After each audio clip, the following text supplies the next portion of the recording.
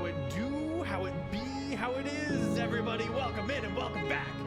We begin the summer series officially. I'm so very excited. It's where I, the primary dungeon master for the Longshot table, get to kind of put the reins down and hand them over to other experienced, amazing individuals, so I can kind of take a break and prepare the next season. I am so honored that Ben has agreed to come back for a third installment of the Hightower series, Doom Scroll. I'm very excited. A couple of announcements to get out of the way, then I'm going to hand it over to Ben. If you want to get caught up on the Hightower series or any of the 4 weekly streamed campaigns when we're on season, head over to the YouTube Longshot. And the music is a bit loud, I got you. That's my mic. And if you would like to join our community, you can head over to the Discord, where not only do we have a phenomenal community that is wholesome as they are chaotic, but we also have Bingo. Bingo! Made famous by Ben Brainard and Annie themselves here with us today. I'm so very excited. Also, big ups to Annie for joining the Longshot table as a player for the first time. I'm so excited. Hey, Feff, really quickly, yeah. turn your gain up. I can listen on chat. You are low. On it. It's not even music's loud. It's chat's low. I mean, you're low. Just preemptively throw it over to. Here, I'll just.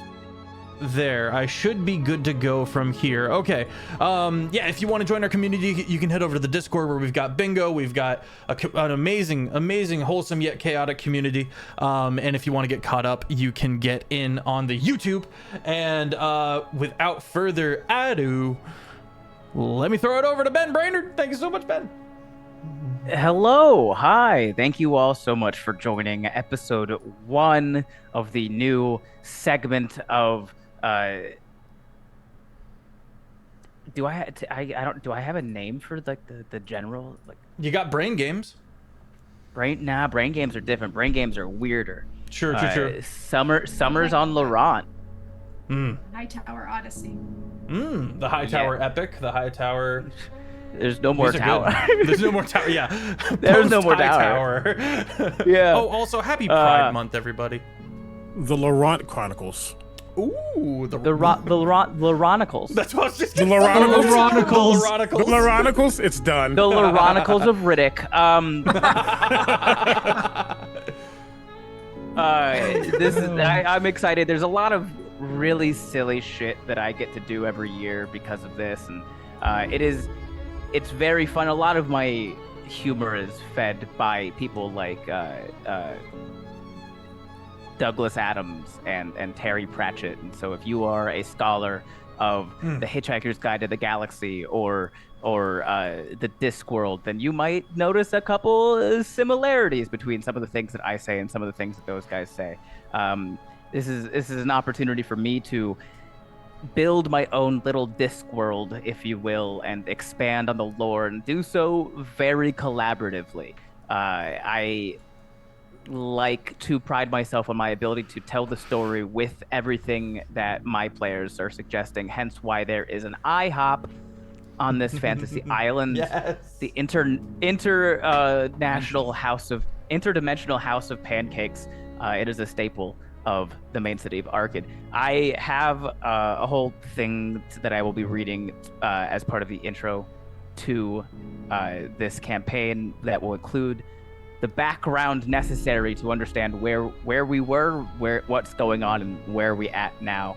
And once I get through that, we're going to introduce. You're going to meet all of the player characters in a bit of a flashback. There will be a time jump, and then the fan and the shit will shake hands for the first time. Before we jump into the story, let's meet the players at the table. We'll start with Feff. Yes, I am Feffers. Real quick, I'm gonna give you guys a better moment to really explain and introduce the character. So just give us a bit of an outline, and then you'll get to do the bigger one in the middle of it. Excellent. You know me, I like my crunchy homeless druids, and there's a bit of a twist on it, and I'm very excited. And I've been practicing multiple different voices. I have no idea which one's gonna come out to be so real. but I'm wholly excited. I've got a new set of dice. I'll post a picture in the Discord in a second. But for the first roll, we were talking about all just rolling our d20s, just to see how they were feeling. And I think this is a good time to do mine. I'll throw mine. That's a nat 1, baby! I'm gonna die. Thanks for the bingo square. Yeah, thank you. Appreciate it. Right out the gate, I have very pretty dice for this character. I will post a picture in the Discord. Yeah, you're already here. This is my big thing. I run a Twitch channel called Longshot. The community's called Longshot. I guess follow me on my short form as well, but it's just more of me being like, my long form's better. So, all that to say, Letto Errant, we'll get into him, and I'm very, very excited. I'm very, very, very excited. I'm honored to be here with these amazing creators. Do go follow all of them. You'll be able to find their links in the chat. And with that said, let me throw it over to Critbard. Hi, everybody. My name is Omega Jones, also known as Critbard. Critbard across all social media channels. My pronouns are he and they. Pride. I am a professional actor and vocalist from the Midwest, turned tabletop designer, gamer, host, moderator, Twitch partner, jack of all trades, master of like 3 of them is my catchphrase at this point. And I'm very, very excited to be joining this group for this summer series. First time, not first time being DM'd by Ben, first time being DM'd in a campaign. So excited to play with these things.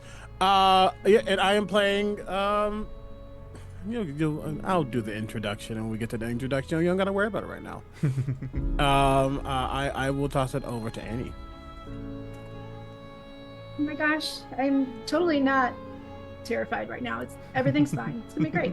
I'm Annie. I'm a teacher and I'm an editor, and now with like 170 million effects views, I'm a top 1% effects creator on TikTok. So if you know those silly little things that flip above your head and make you look like you're wearing makeup or give you funny hats, I make those. Cool. But chat probably knows me best as a Twitch mod here. I'm Here to Learn 5, and you can find me on all platforms as Here to Learn 5. I am playing Paella Mignonette Brigitte Reynaud, which is a mouthful, so she just goes by Pi. She's a Leonin Cleric, Incarnation Domain, and my deity is complicated, and we'll get to that later. Go ahead, Aiden. Sorry. Hello, everybody. My name is Chezaidan. You can usually find me at the gym, acting like a wizard, or playing golf really badly as of recently. So that's it.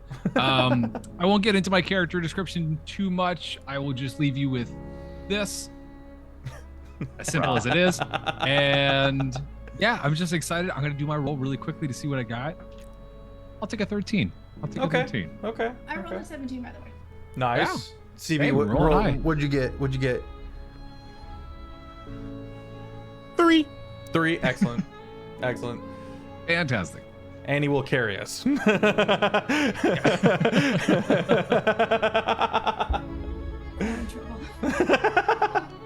are all going to die. That's the spirit. Yep. And away we go. Welcome to Archid. If this is your first time, let me help you get caught up. 20 years ago, the People's Champions defeated an evil... No, not far enough back. Hold on. In the beginning, there was nothing. And then it exploded. Roughly 14 billion years go by. I went too far back. Fuck. Okay. Picture a planet. You don't need to picture this next part, but you should understand that this planet is definitely in a galaxy and also in a universe. Now, picture a lot of land and a lot of water. Now, picture an island in the water. It's crescent-shaped, and it's off the coast. Which coast? Yes. Think of it like Hawaii. Search Hawaii on your phone and then manually zoom out slowly until you realize why it shouldn't be owned by America. Well, about 200 years ago on this planet that you're picturing, the people found out 2 things. 1, travel by sea. And 2, enough anxiety to leave everything behind and run away to an island in the middle of the sea. The island they found is Errant. It was mostly uninhabited, as it was far away from everything, everywhere, all at once. And who would want to inhabit an island without that movie? The first people to settle land were people escaping persecution. Whether it's religious, racial, or legal is actually none of your business. These people built massive walls in a city called Two River. The walls were to keep the people out and the fun in. They threw a lot of parties. Is it because they have joy or because they need to hide the pain? I'll give you one guess as to whose business that isn't.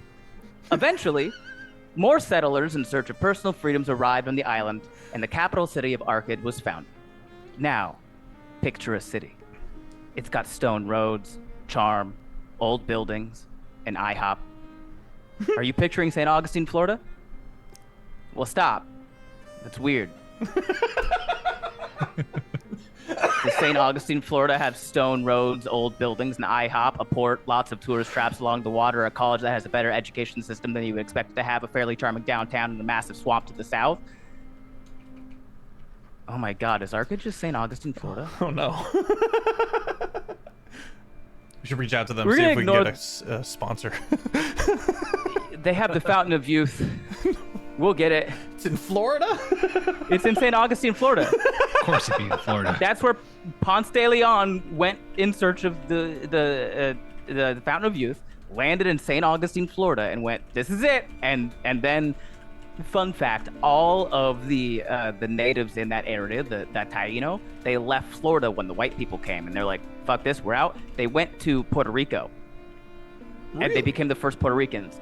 And then hundreds and hundreds of years later, there are now more Puerto Ricans in Florida than there are in Puerto Rico. It's very fun. The white people showed up, and then Puerto Ricans happened. Had nothing to do with this. I didn't write that down. It's just a very fun. It's a very fun fact that I have. I'll Anyway. never forget that. I've seen Yeah. the people in Florida. The Fountain of Youth's not there, Ben. Yeah, I know. But there is a fountain in St. Augustine with a sign that says Fountain of Youth. It sure is. It's just bad Oldest city in marketing, man. America. We're gonna ignore that realization for now. 200 years after the first settlers arrived and Archid was founded, an evil wizard discovered a power. What power? The power of voodoo. Hoodoo. You do. Do what? Remind me of the babe. What babe? The babe with the power. What power? The power to harness life essence and manipulate it at will. Hoodoo?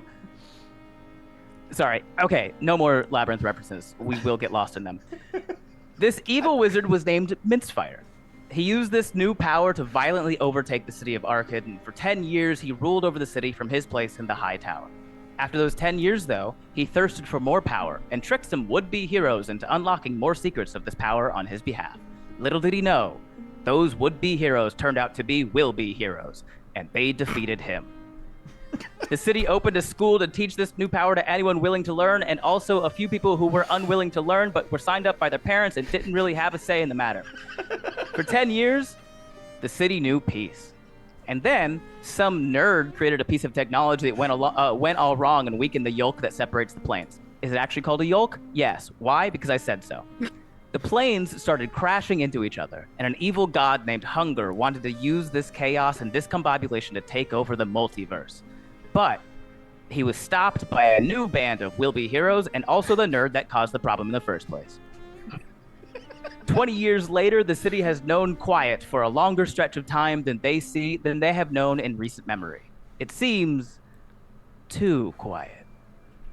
Luckily for them, that is where our story picks up. Before we pick up, though, let's meet our players. Olok. A few years before present day, a day that was just like any other day. You're in the woods in your home. It isn't so much a town as it is a loose village. A group of Kerell, rock golem-esque humanoids, have been settled in this area for hundreds of years, living one with the land and often being mistaken as just another mundane Dwayne Johnson. The patter of environmental ambiance is interrupted by the beating of hooves, many of them. Looking around, you're able to see off in the distance of the forest a glowing orange light. It's bobbing up and down with the rhythm of the hooves, and is getting closer. A man on horseback appears out of the woodline. Several others can be seen backing him up. He takes a quick look around, seemingly determining which rock creature is in charge, and he lands on your father. Whether correct or not, he proceeds with confidence. This is a white man. You, he points at your father, you are responsible for making all of these earthen blemishes leave. By gracious order of the king, you have 2 weeks to evacuate this premises to the far side of the mountain. If, after those 2 weeks, you are still here, we will take that as a sign of dissent against the king, and you will leave us no choice but to raise this place and start anew. The forest will blaze, and it will be your fault. And he tosses a scroll with the decree from the king on the ground at your father's feet. He rears up, and he gallops away, back where him and his party came from. And after a beat, your father slowly leans over and grabs the scroll, takes his time to read it over, rolls it back up, and turns to the rest of the Kerell and says, well, time to start moving on, I suppose. Olok, how do you feel about the men that came, and also about your father's response?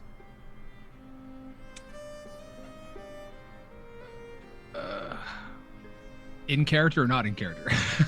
Yeah, you're in character. I mean, you don't have to do this in character, but just what's going on in your psyche right now? So, for obvious reasons, Kerell have a once they kind of find a place like a boulder, they stay put. They're not exactly a traveling species by any means. So Olok is a bit confused as to his father's content with just, okay, let's move on. But they are a very easygoing species, so it's kind of that it's like the one thing that they do is stay put. So why leave our home? Especially with what regard to what king and who and the proper reasoning. And I mean, This is open now if you'd like to actually ask your father those questions.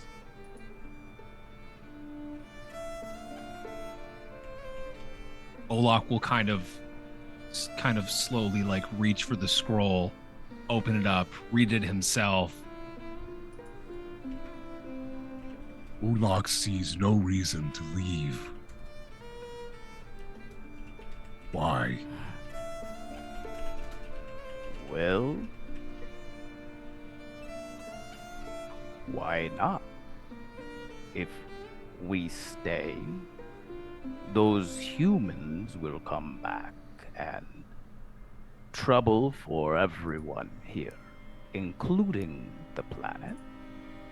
If we leave, no more trouble. And the Kerell will be here long after this planet has been razed to the ground. Can those humans say the same? Give them some grace, child. Their skin is far from as hard as yours. But this is our home. This decree comes without peace or reasoning. Olok thinks we should stay. Olok wants to find out why.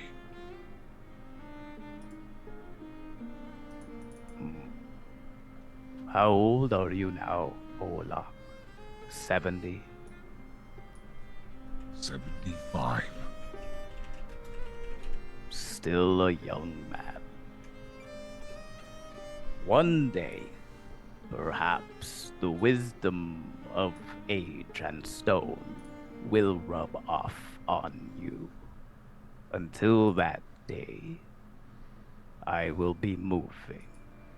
If, my son, you feel the call of nature to remain here, and to fight back against the humans on behalf of the planet and of nature, then I will respect your wishes. However, take it from me, you will need to be much stronger. The humans are vicious. Their cruelty knows no bounds.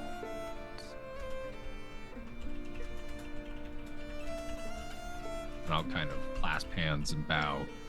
Yes, Father. Give me some time to possibly change their mind. They have given us 2 weeks. You may have 13 days. Yes, Father.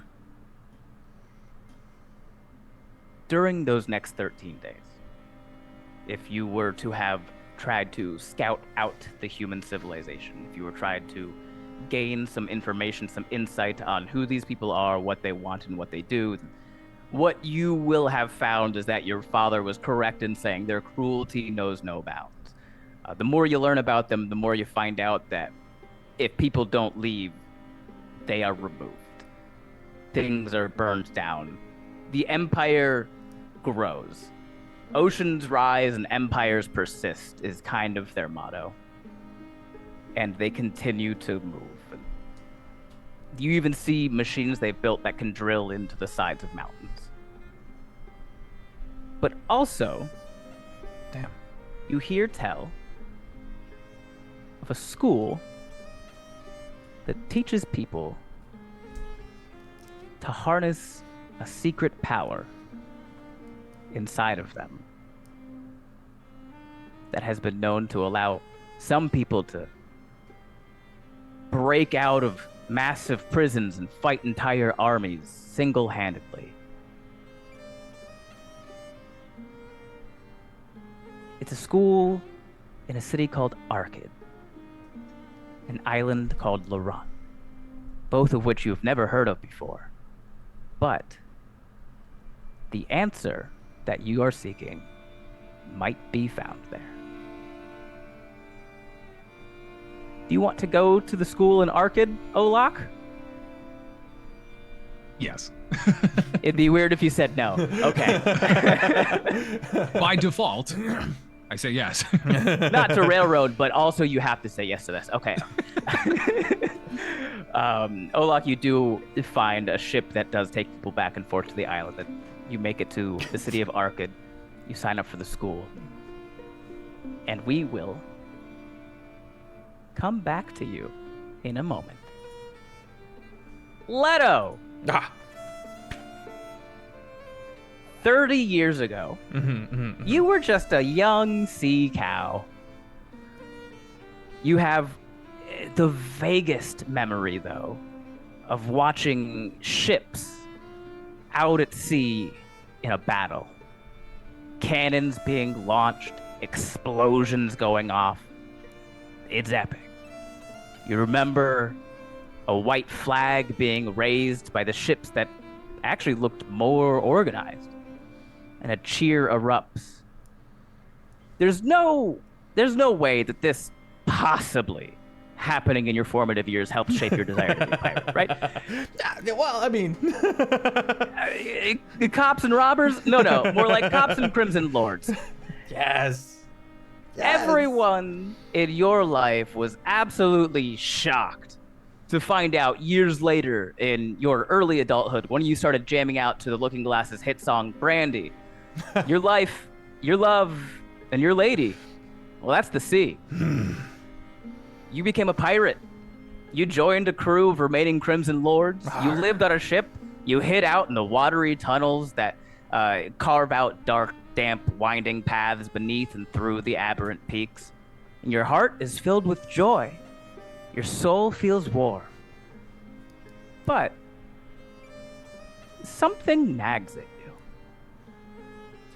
While you spend your days pirating, You hear rumors, whispers, an almost constant acknowledgement of a presence that is anything but. Who is Leonin Incarnation Domain? Why do people sometimes call him Bob? He was one of the pirates that fought against the Navy with the Crimson Lords. He had arms like octopus tentacles, the head of a leonin, the wings of a great eagle, the legs of a horse. He had a secret power. Or a secret treasure? That must be it. One day, not too long ago, you're on the deck of your ship in these tunnels, and you overhear just the faintest of sentences behind a wooden door. Ah, no, Leonier's still teaching them druids up in Archid, yeah. No shit, Leonier's still alive. Aye. Still teaching up there. It's... must be dry. Ugh. Just gonna casually swagger my way towards the door and lean against it. I'm older now, you said? Yeah. So this is probably like maybe 3 years before present day. Start packing my pipe.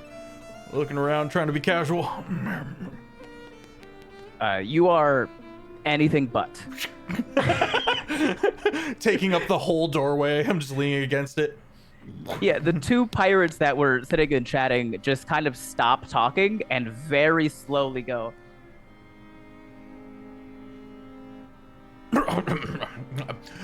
Do any of you have a light? Letto? Find myself without a match. One of them says, in me soul, but the other one says yes and grabs a lighter. Thank you. What is this about a Leonin? You know the old stories of that pirate that fought with the Crimson Lords back in the day, Leonin. A manticore he was like. Something like that, yeah. I don't know what they call him, a chimera? It's actually a chimera. A chimera. He's a weird armed person, methinks. I must have been born with it. It sure as shit wasn't Maybelline. What if I had a mind to go about and find this Bob? Well, I don't know what exactly would possess a man to go and do that, or not really a man so much as you are a sea cow? There it is. Sure. I don't know what would possess a sea cow to go searching for a pirate that gave up his sea legs for horse hooves, or I don't know what he's got going on, actually, but... What do you mean he gave up the sea? That's what we've heard ever since the Hightower fell. He hasn't been a He gestures very aggressively towards the open ocean outside the cave. massive echo. You guys are not on the edge. It's just the sea, the sea, the sea, the sea. That's ambitious one. That's mighty suspect, I think. You can't just give up the sea. Well, maybe, and this is speculation, of course. Nobody has ever confirmed it or not, but we believe, me and he here, the sea gave up him.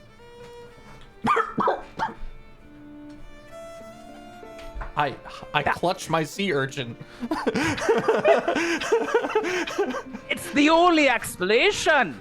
Why would a pirate as powerful as Leonin give up the sea if the sea had not given up him first? Unless the sea's bounty had been so proper that it was time to retire. Maybe there... And he's gonna get real quiet. Thank you all for your information. It's been most helpful. Bye-bye. I resign. You leave and these guys go, What's retirement? Resign? It's when your pension builds up. It's You like a get planned a- quitting. Planned? I'll let you guys sort this out. I should not have dropped out of school so soon. I would 100% see if there was a few things I could. Actually, I'm not even thefty. I mean, that's not true. I'm a pirate. I'll grab a bottle and maybe a rowboat, a couple bits of rations, and Yeah. Everything you grab, you make a point to make direct eye contact with the pirate that is nearest, and they just kind of don't care that you're taking things. They're like, all right. All right. We're fucking pirates. You think we keep an inventory? We keep other people's inventory. Don't tell the quartermaster. and I'm gonna start rowing my way. He pulls a quarter out of his pocket and goes, Master? Nothing happened. What? What? What? Yeah, you know what? You just go.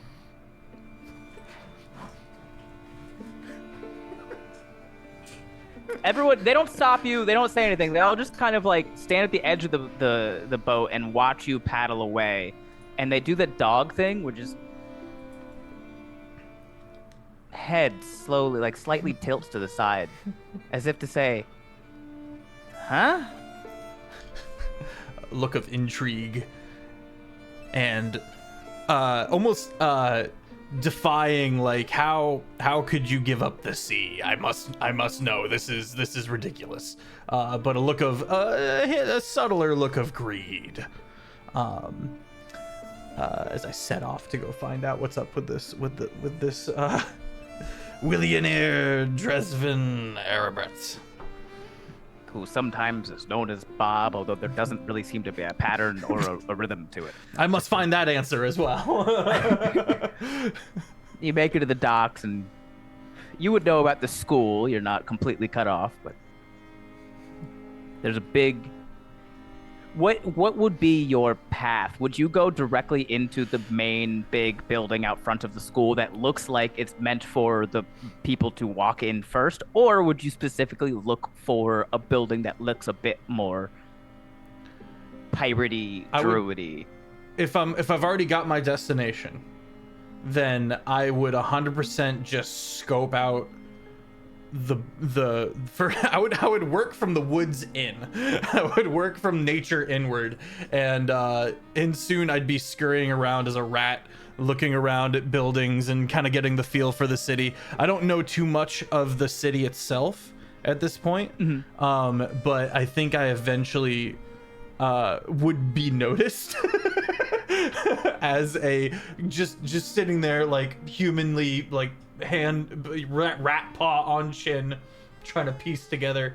Oh God, can Letto read? Let's say he can mostly read. The big words he's not strong on. That's fair. But it's a lot of, like, reading the signs and listening in on conversations, and until I can confidently walk into the druidic area, which I think I might have to go through a couple buildings to get to. It's pretty much, the druid schoolhouse is pretty much right on the edge of the great woods. They did that on purpose. Perfect. And it really stretches the upper limits of the imagination and definition of building. Okay. You know, like those roadways that are carved through redwood trees? It's the opposite of that. It's like when you're in the redwoods and you see that, you're like, who put this infrastructure in my nature? and the opposite, you would see this building go, who put this nature in my infrastructure? There are real buildings, and then there is plants in the shape of a building roughly. Got you. And do I have? Yeah, I already wild shaped. Yeah, I'll kind of just try to like loiter. maybe act a little drunk, and just kind of swagger around a little bit, leaning on stuff. Just not fitting in, but thinking I am. Sure. Just the over At some casual.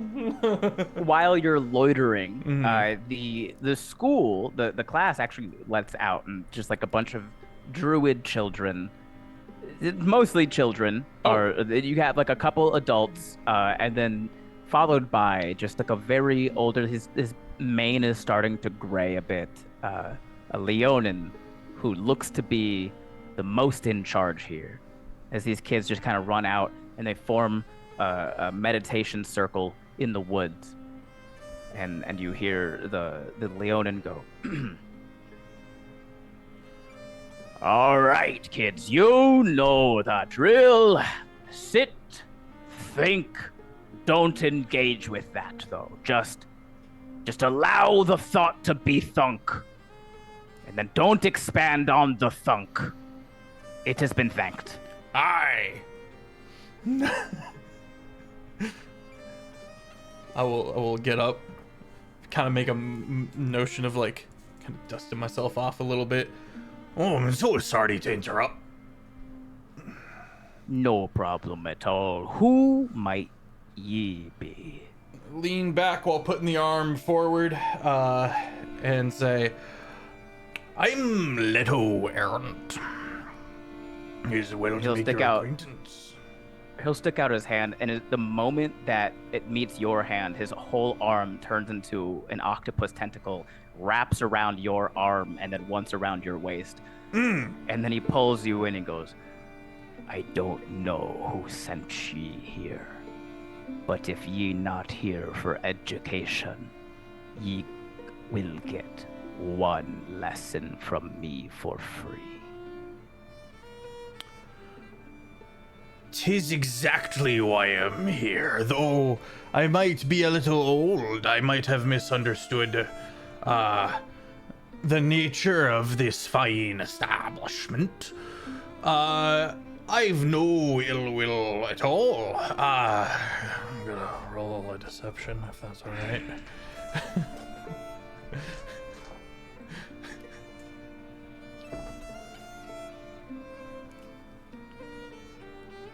"Oh, what's my deception? Please."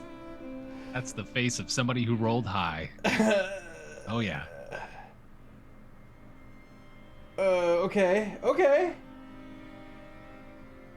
I got a +3. 6. I rolled a nat 1 on insight, so first roll of the day, baby. So immediately, the tentacle unwinds, and he goes, glad you're here then. No, you're not in the wrong place. It's just sometimes parents mistake this school as babysitting with a twist. All are welcome.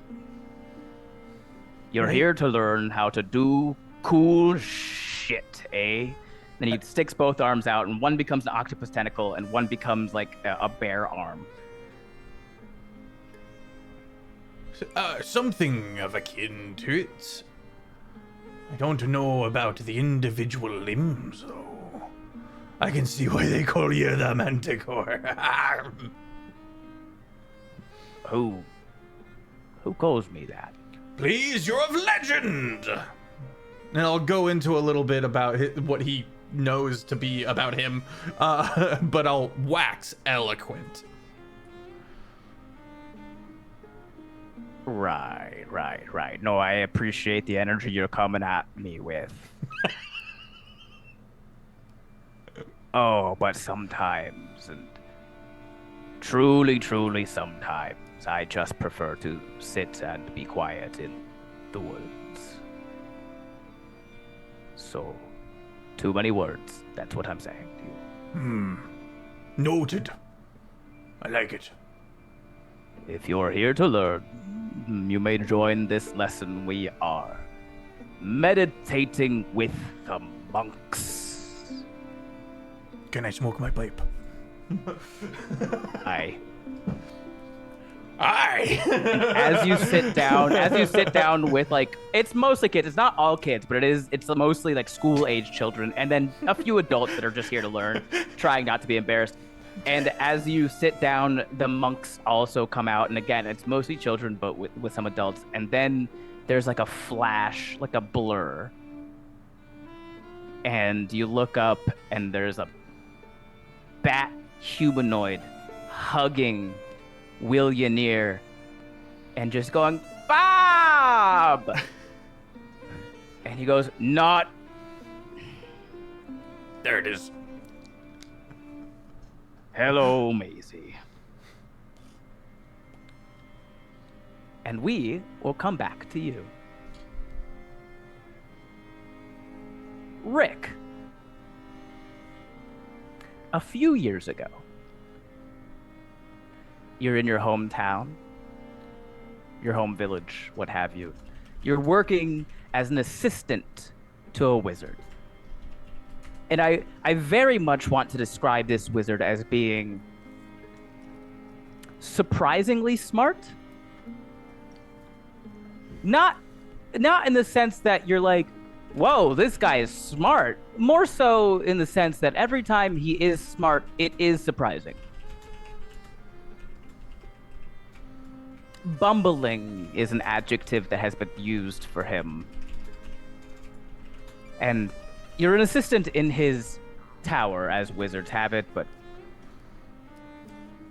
it's a tower on technicality alone, as it is circular in shape and taller than it is wide. But please don't tell anybody it's not very wide. You're in... Alright, that made me giggle. I forgot I wrote that. You're in his lab in this tower. And there's a slight knock on the door. The door opens up.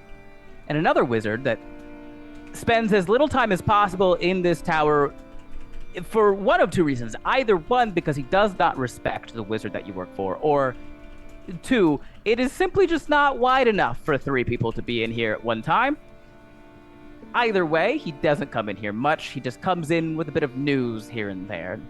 On this particular day, the door opens. And he goes, hey, did you hear about Blunderport? Huh? The wizard on that island over there? Yeah. He's dead. Lizards can die? God, I hope so. Sorry, yeah.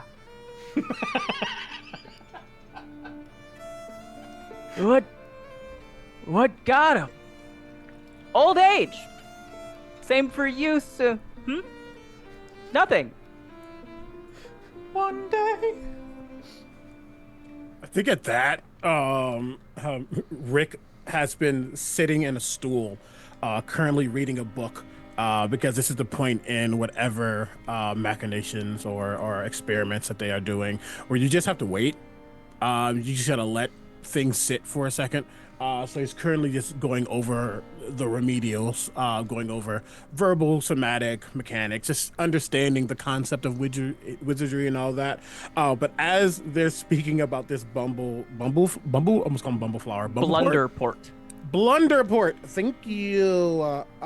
As they're speaking about Blunderport, you see his head raise and begin to listen in. But as the insults or lack thereof attempt to be hidden by this individual, he will then get up and say, thank you for the news, but we are busy. We is a bit of a strong word, don't you? Sorry. Yeah, you guys are busy. I'll leave you to it for sure. Thank you. It takes He just closed the door in the middle of your sentence. Yep. I mean, honestly, he was going to shut the door to say happy he did it. Before I let you continue, real quick, just as a note to above the table for listeners and party, the knowledge of Blunderport wouldn't be weird. Blunderport, if you don't know, is the wizard that defected from the Hightower when Mincefire had taken over Archid. Blunderport then became the first instructor of the wizard school on Archid until he died of old age. He was already a very old human to begin with, and we're talking this has been 35 years later at that point. So Blunderport has passed away, and the knowledge of who he was and maybe his name wouldn't be super common knowledge, but within wizardry, you mean to tell me that the wizard that defected from the most powerful wizard on this planet and then started teaching people that power instead of just having it for himself, that guy's dead? Yeah. Mixed reviews. Some people are like, good for him, he made it out. And some people are like, what a waste of a guy who knew a thing. But there's probably also people who have, for lack of better words, a reverence for even standing up to someone like Mincefire, I would think.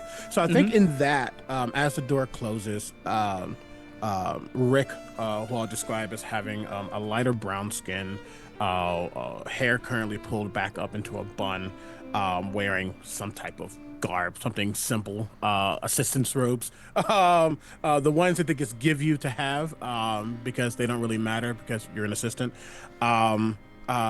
He turns and looks at the one that he is under. Sir,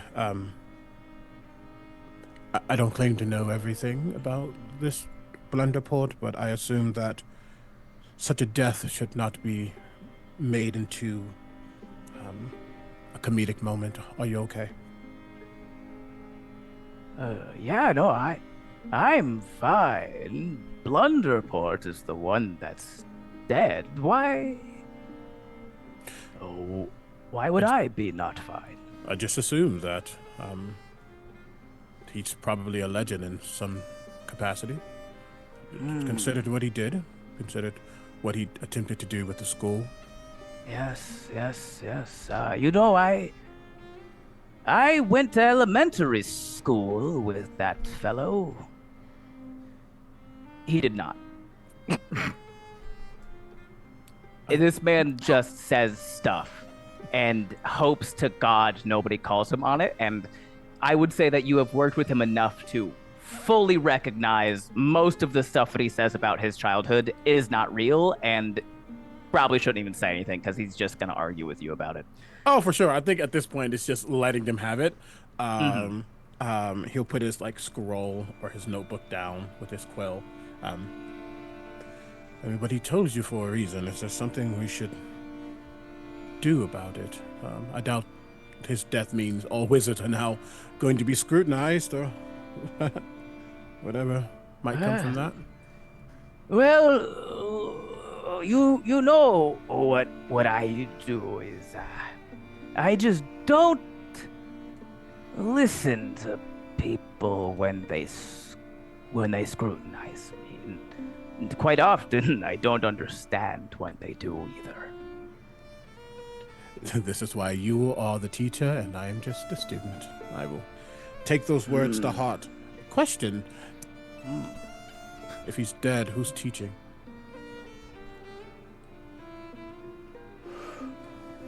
Are you suggesting that I go submit my resume to this school? I mean, you are doing quite well for yourself in this town.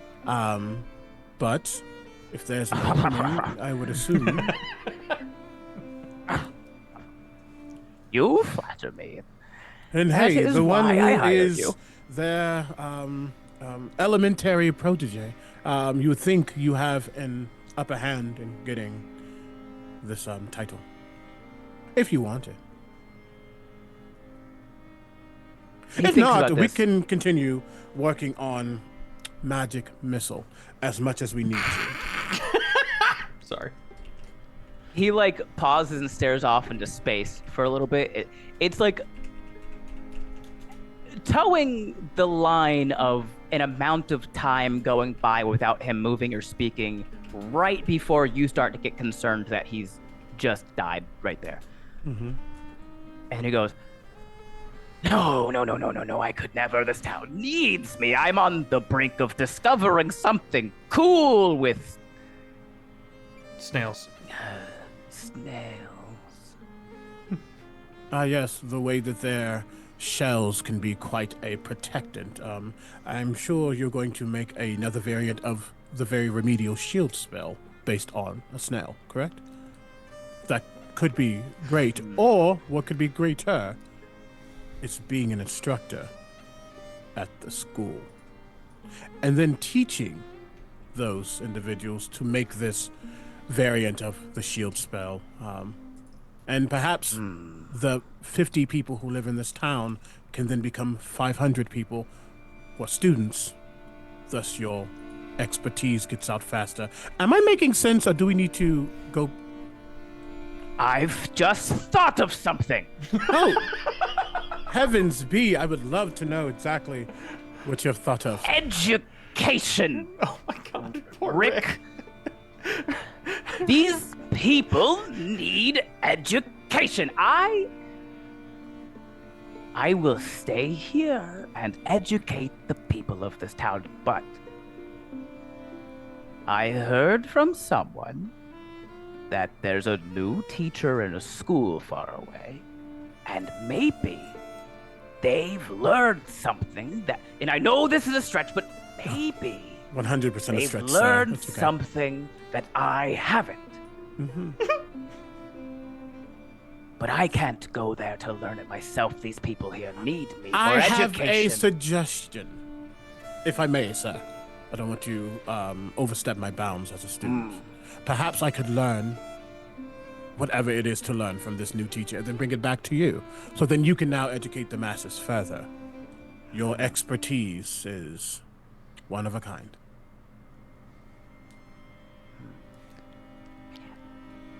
Or not, I can stay here Just thought of something. Oh, of course, What sir, if I am- you go to the island and you Yes. learn whatever it is they have going on, and then you bring it back here to teach everyone? I'll give it to you to teach. Correct. Of course. Okay. Yes. Oh, wonderful. Absolutely. He begins to clap, and as he claps, you see coming off of his hands is another set of hands as he casts Mage Hand, and there's this dual clapping. He assumes he's the one that cast Mage Hand. He's like, thank me. Thank me. You must go at once. Who knows what they've learned that I have already? And he takes out a pouch just of gold from a drawer, and he's like, I've been holding this for For a very long time, sir. I know it's been used. nails. I'll just take this. And Yes. he's just going to take the I'm pouch. glad I've thought of that. Yes, sir. Your wisdom is beyond human comprehension. And that's So- why the humans love me. That is true, sir. Should I leave post haste or Yes, haste post, go. any parting words for a young acolyte who just wants to learn?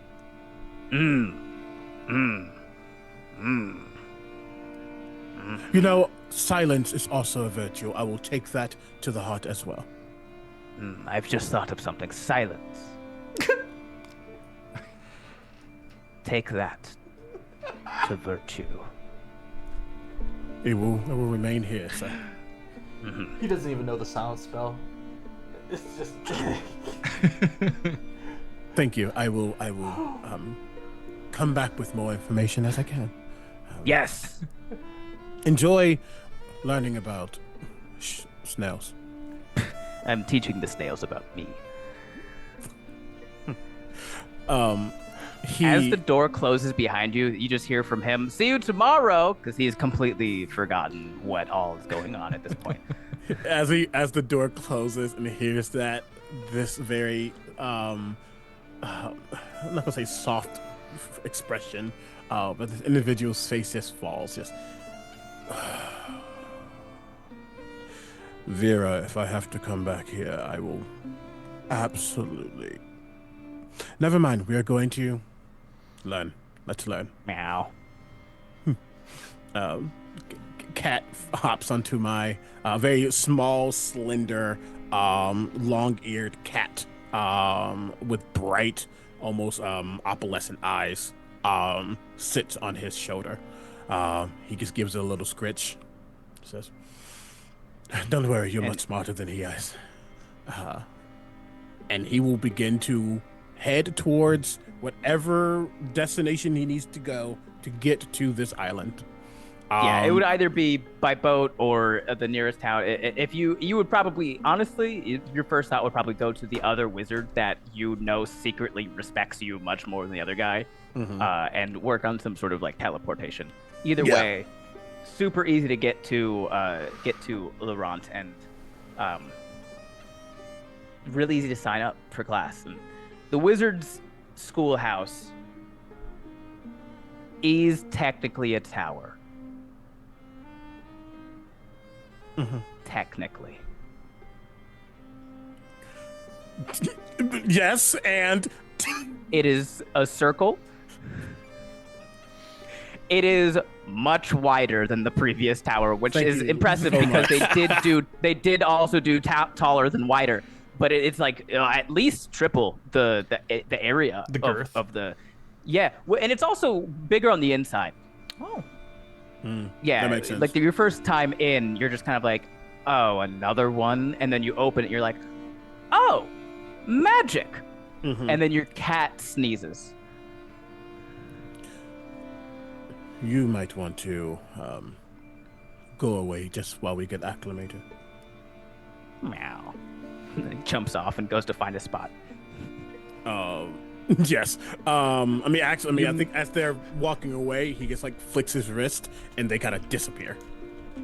As he poofs them away. But as he gets there, there is a long breath that he has taken. His eyes are closed and he breathes in and he breathes out just to take in what this can be. That's not where he just came from.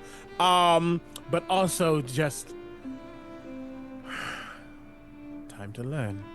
And he's going to look for the nearest individual to sign up for school. Yeah, you would go to the main building and you would meet a bear humanoid by the name of Lil Bonbon, and he's just very excited to have a new registrant, and he gets you all signed up, gives you these brand new cloaks and just all of the materials that you're going to need for school. It's all like very meticulously packaged up. Like, he's proud of the care that he takes for the people that sign up for the school.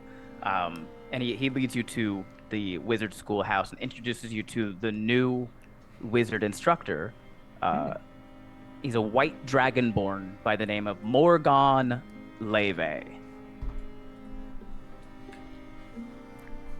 Morgan Leve. Gotcha. Thank you. Yeah, I will copy and paste the name into the chat so you have the proper spelling. Although it doesn't really matter as long as you're pronouncing it correct.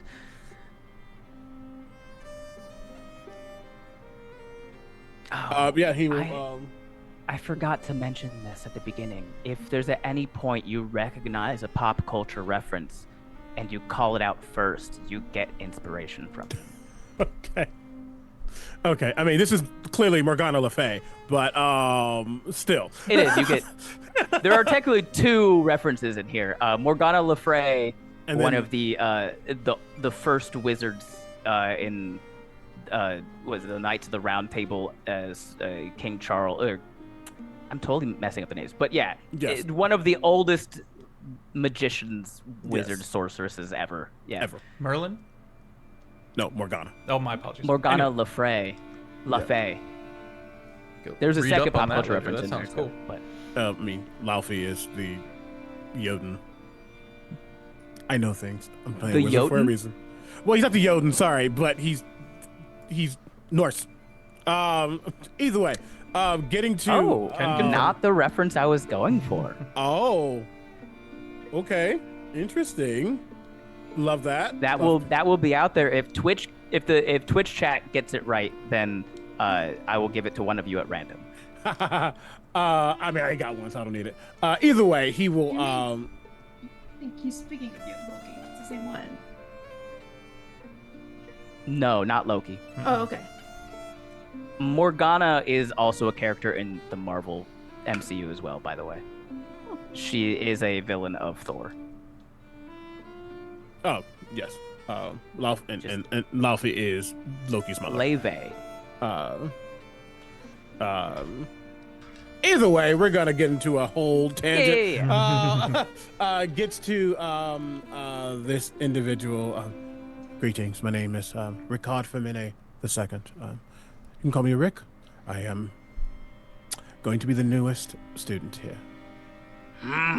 Pleasure to have you here as my student. We do a lot of heavy learning and thinking, pondering, and theorizing in this schoolhouse, unlike many of the others that are very, very focused on brawn.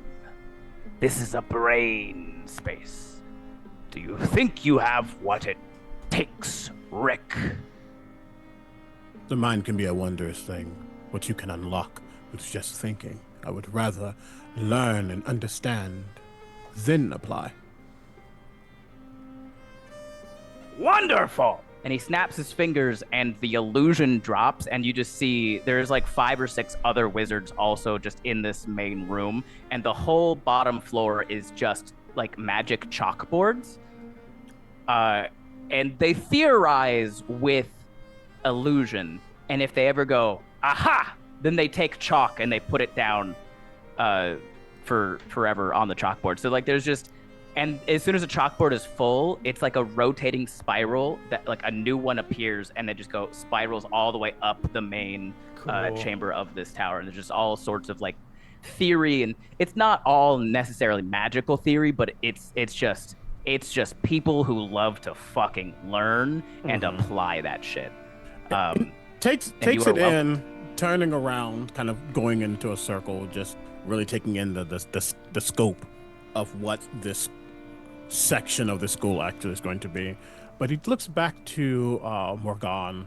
I have a question, though, outside of school, or I guess a part of the school. I heard that you took someone's position by way of them no longer being upon this mortal coil. Yes. May I ask what happened?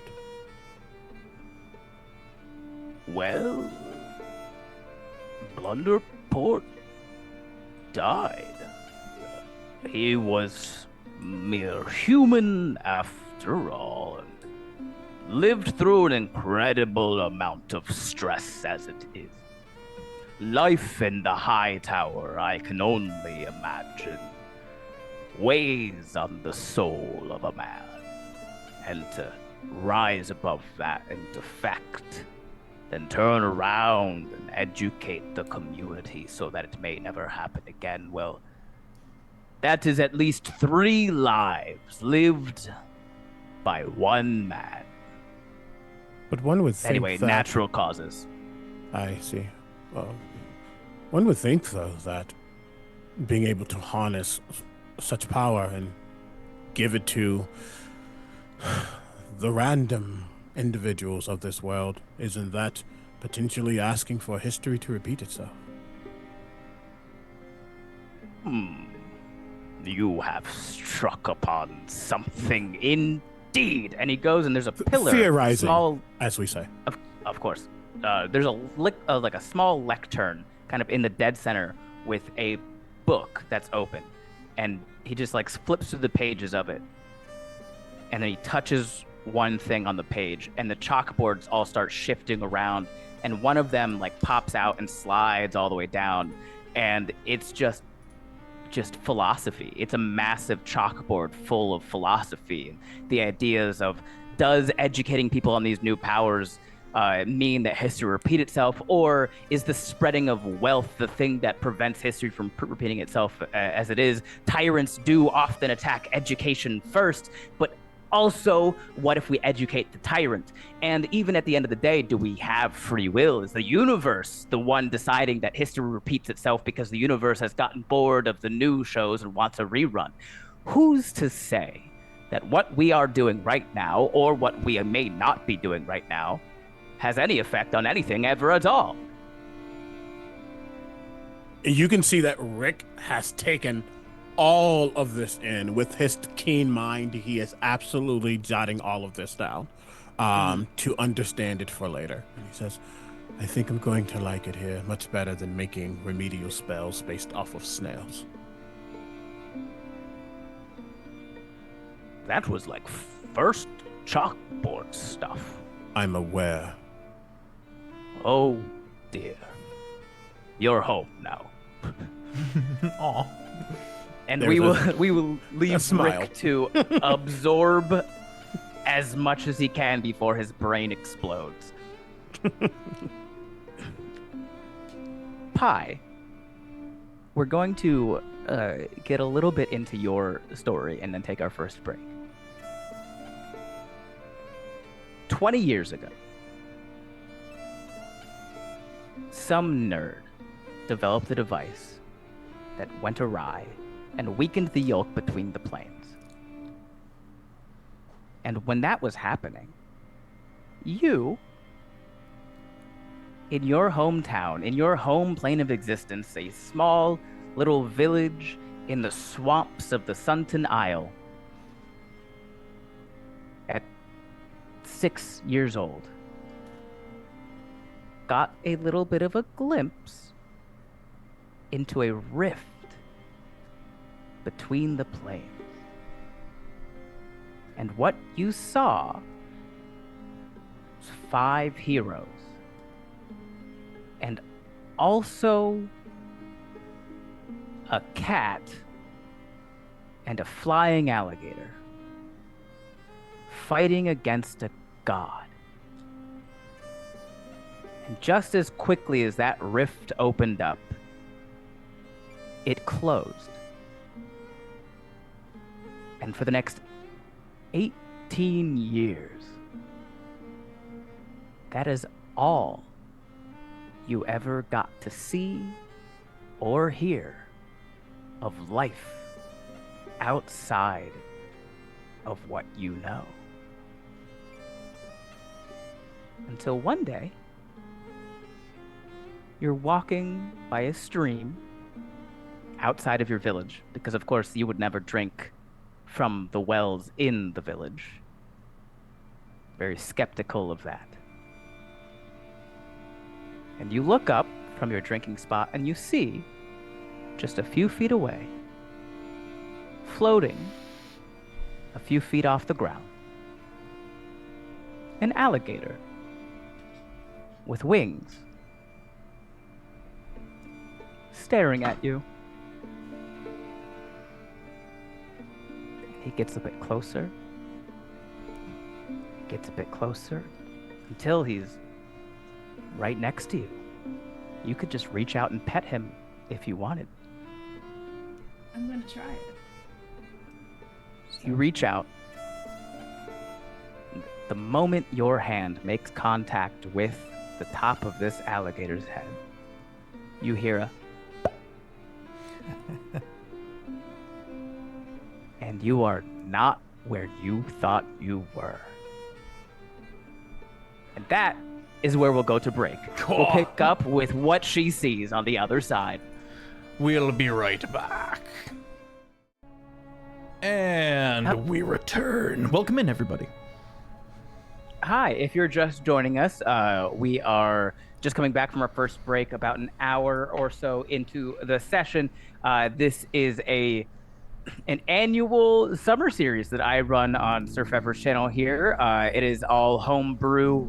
It is a world lore in which everything is just made up from bottom to top. Errant is an island in the middle of the sea, and then there's a city called Archid, and then in that city Like 40 years ago, an evil wizard took over, and then 30 years ago, some heroes killed him, and then 20 years ago, an evil god tried to take advantage of a nerd who built a bad device to take over the multiverse, and then heroes stopped him from there. And now, present day, we just met 3 out of the 4 of our party members, and the fourth one, where we just left off, Pi, just popped out of existence after trying to pet a flying alligator.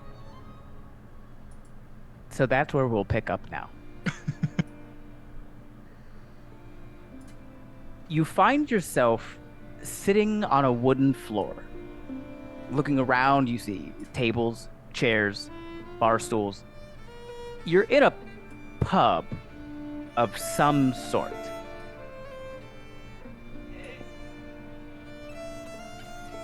The pub is mostly empty, save for a few people that do not seem at all surprised to see you pop in from somewhere else. At the bar, you see, behind the bar, you see a gnome. Hello. Cleaning a glass. And then right in front of you, hanging upside down, his legs curled around a rafter, a tabaxi, looking down at you quizzically. He's got short, tan fur and dark brown eyes. He has a dagger swipe-sized notch taken out of his left ear. The whiskers on the right side of his face are noticeably shorter than those on his left. The armor he wears seems well-fitted, but also appears to be made entirely out of wood. He has no footwear. The undersides of his back paws are covered in thick calluses, and the fur around them is miscolored from all the dirt and grime that he walks through. You can spot random pockets of fur that are shorter than the rest. His arms dangle loosely down towards the ground, almost like he just forgot they were attached. He's got multiple visible scars on each limb. His right front paw, though limp, still rests in like a firing position for a bow. He could shoot while asleep if he needed to, and there's something about him that makes you feel like he has needed to. The fur on both front paws is scorched and singed.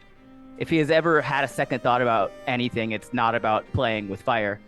And although he bears the marks of hundreds of battles, you cannot find a hint of him being quote-unquote hardened by any of them. He isn't battle-hardened, he's battle-tested, and you get the sense that he loves to test people. Even now, something about his face screams unbothered. This cat has no doubt faced certain death more times than he can even remember, and yet you are faced with a sudden realization that every person you have ever met and thought to be unbothered was actually very bothered. You take all this in an instant, and the last thing you notice is the sound coming from something. You hear dun dun. Solve the puzzle. That's Jaws. It is Jaws. Well, yeah, you can take that inspiration. On the bar is a box. There's a square on the front that's glowing. And on it you see just a woman in an ocean. And both the gnome behind the bar and the cat in the rafters are watching very intently. And you hear the cat above you go, "Oh, I hope the shark wins."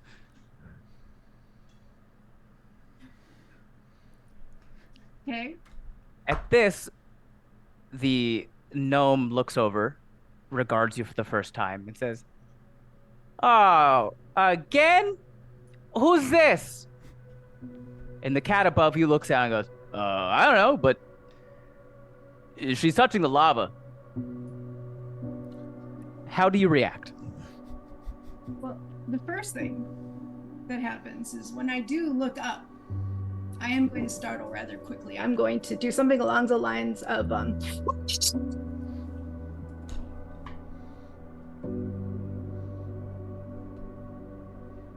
He lets you get through this whole reaction and then very sarcastically goes, "Oh no!" you. Always have been. Where have you been?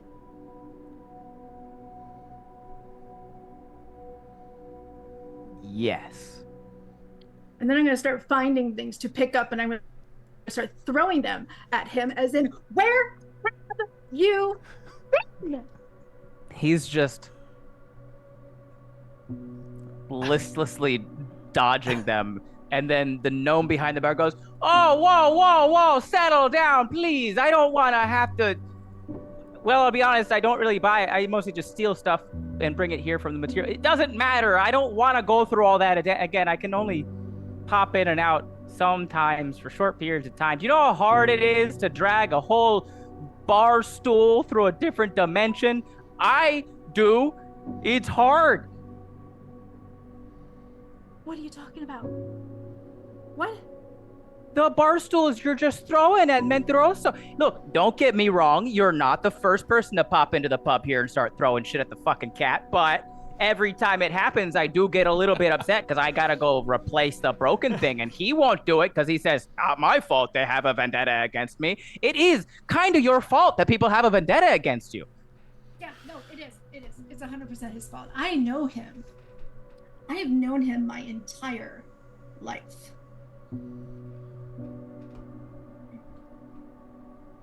They both look at you quizzically. And what's your passive insight? No, Oh, you have a 17. Yeah.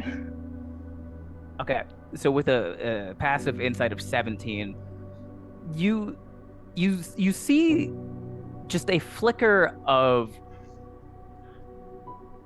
almost fear across Mentiroso's face. It's skepticism, but it's also like, oh no.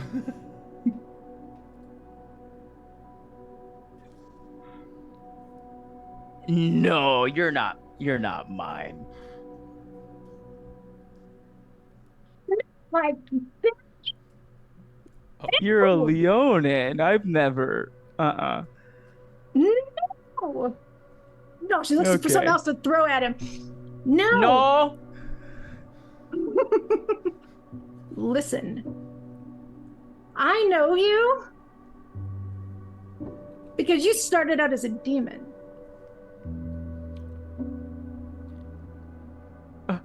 Do you think that's why my mom abandoned me in a swamp? Probably, yeah. No. Probably, yeah. Mm-hmm. Yeah, 100%. For sure. No, yeah, no, this guy, I don't know if you guys know much about, do you know who this is? What, I fear asking him further questions because he might give me answers. You know, that's actually 100% fair. No, but you know what? He is a charlatan and he's a liar. And then he turned into kind of a bigger charlatan and a liar, and then he just disappears. Yeah. And then Mentirosa's also just nodding. You have given no new information. You know what? It's fine. I just want to know. You somehow open a window onto my dimension, and then I get to watch you being a god and just taking apart some god and 2 arrows. Lesser god. Lesser. Yeah, hunger's a lesser god. He's probably less than that now because he took 2 arrows and split them in half, basically.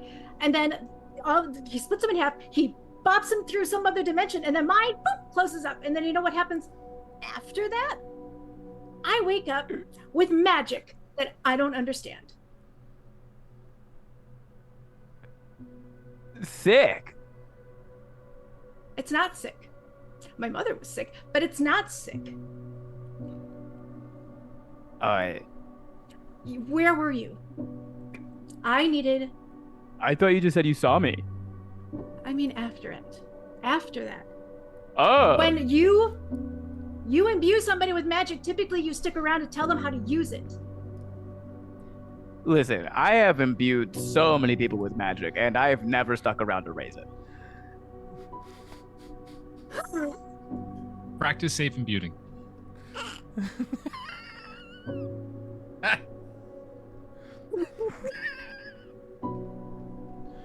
I can't stand that you just wrote that. Okay. No. What happened is I know I have healing powers. I assume I'm supposed to be some kind of healer, and then I go and work for somebody who's supposed to be a healer, and it doesn't really work out so well for me. So what I want to know is, why did you not show up and give me guidance? Was I not worth your notice? I mean, I notice you now that you're in front of me right now. Well, okay, now I might be going off on a limb here, but I'm gonna assume, since you asked me where was I, it's because I weren't where you was, which means how could notice? At this point, the gnome speaks up and goes, sometimes he does forget that he's a god now, so... And he goes, oh, yeah. That's fun. Yeah.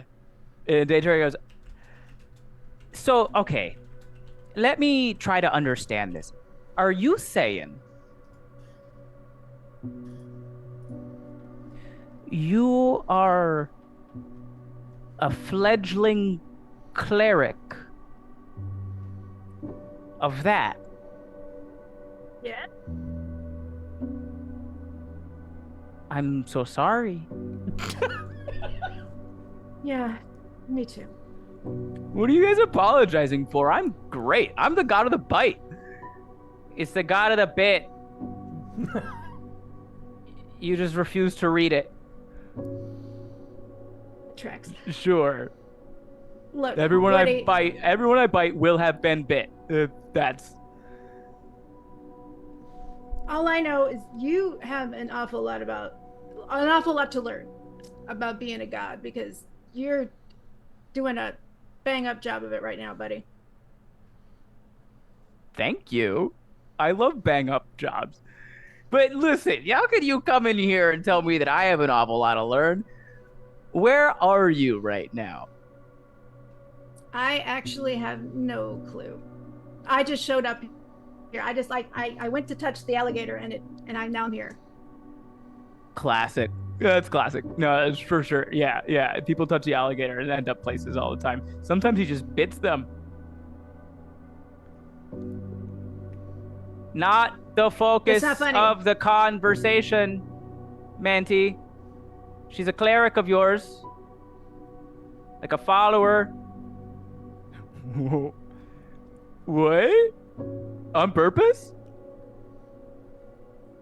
At first, yeah. But now, no.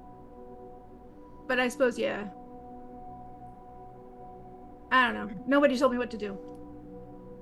Yeah, same. So you just do whatever, Like if your mom is sick or whatever, go make her better. I tried. God, I tried. No, see, the thing is, if you don't have any guidance on how to be a better cleric, you don't get those skills to make anything better. I can make like a paper cut get better kind of quick. Oh, okay. I understand what's going on. I am a ranger. And and a god. Oh yeah, but mostly a ranger. So if you want to learn how to do like cleric-y stuff, you just I don't know. There's a school over there you can go to. There's a school? Yeah, you can just learn how to do the stuff, so I don't have to. It's so incredibly on track for you.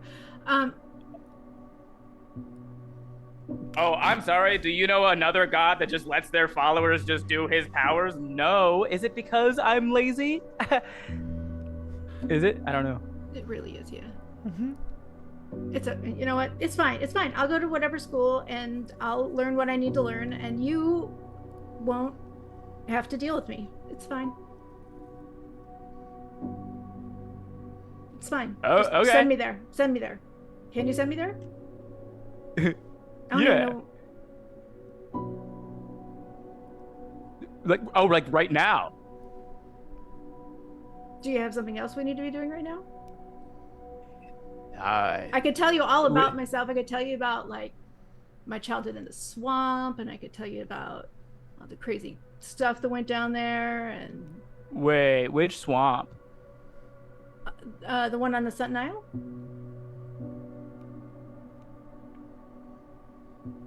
What? Oh, this is so funny.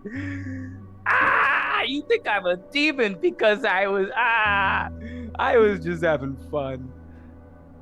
Oh, this is gonna be good. You're gonna learn so much. Anyway, we gotta finish Jaws. Have fun at school. And then he touches your forehead and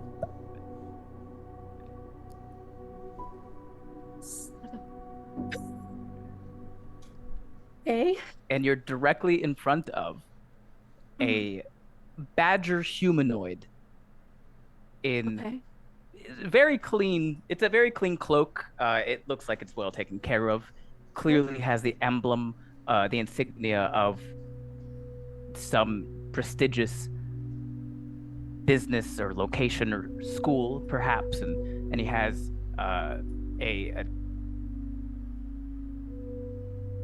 why am I totally blanking on the word for this? Reliquary. Reliquary. Yep. Yeah, he has a religious reliquary I got one too. hanging from his neck. Very clearly someone that is a cleric. And you just pop right out in front of him and he stops and goes, "Oh,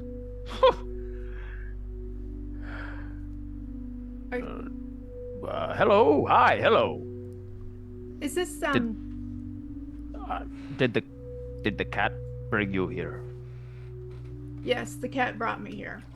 Okay, are you hurt? Nope. I'm Oh, supposed to be thank a God. cleric. Okay. Oh, usually he just brings people here that need healing and doesn't say anything. So this is So quite he new couldn't for even me. give me the ride to school. He had to. You know what? It's fine. It's fine. Hey, I would wager that if he were here right now, he would say, "You're here, aren't you?" Y'all know him real well, don't you? Yes, we do. Anyway, you're supposed to be a cleric. Yeah. Do you know your god?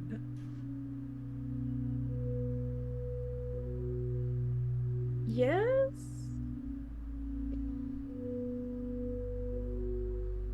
It's the You're cat. making a face. It's the cat.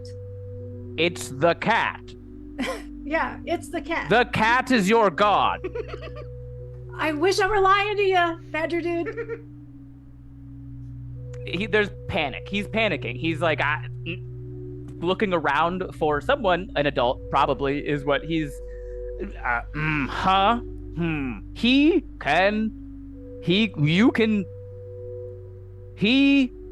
He God? He God. Lesser God, I think. But God. Oh, dear. Okay, yes, come with me. Yep. Mhm, Yeah. mhm. Yeah. Okay. Follow me. I will try to help. Thanks. Who gave him this? I don't know. He applied. That's what I heard. You can't just apply. Nobody told him he can't. God, people need to start telling him he can't do things. I'm calm. I am calm.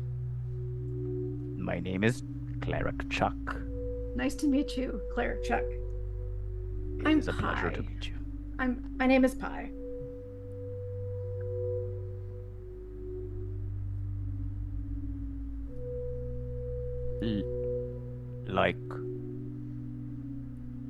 Like the food. It's Jesus Christ. It's short for Paella. My question remains. My whole name is Paella Mionette Reynaud, but I go by Pi. P-I. It's a mouthful, so we just shorten it. Based on everything that I know about you, which is exactly 2 things, your name is the least of your troubles. Yep.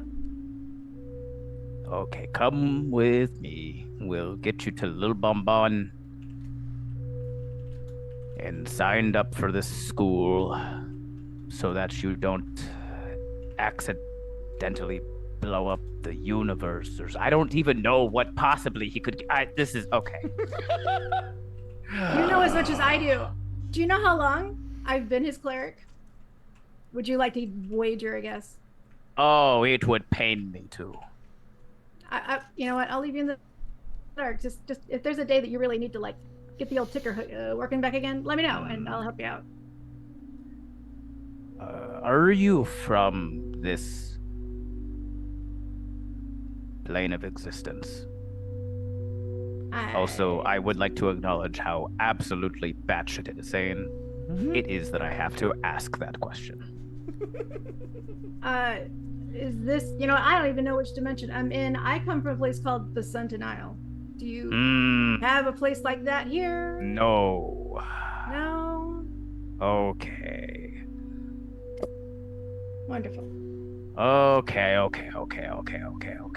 Out of curiosity, do you have like any dimensional travel, you know, like that? Yes. Oh, thank God. So much of it. I will get you to Little Bonbon, and I will introduce to you.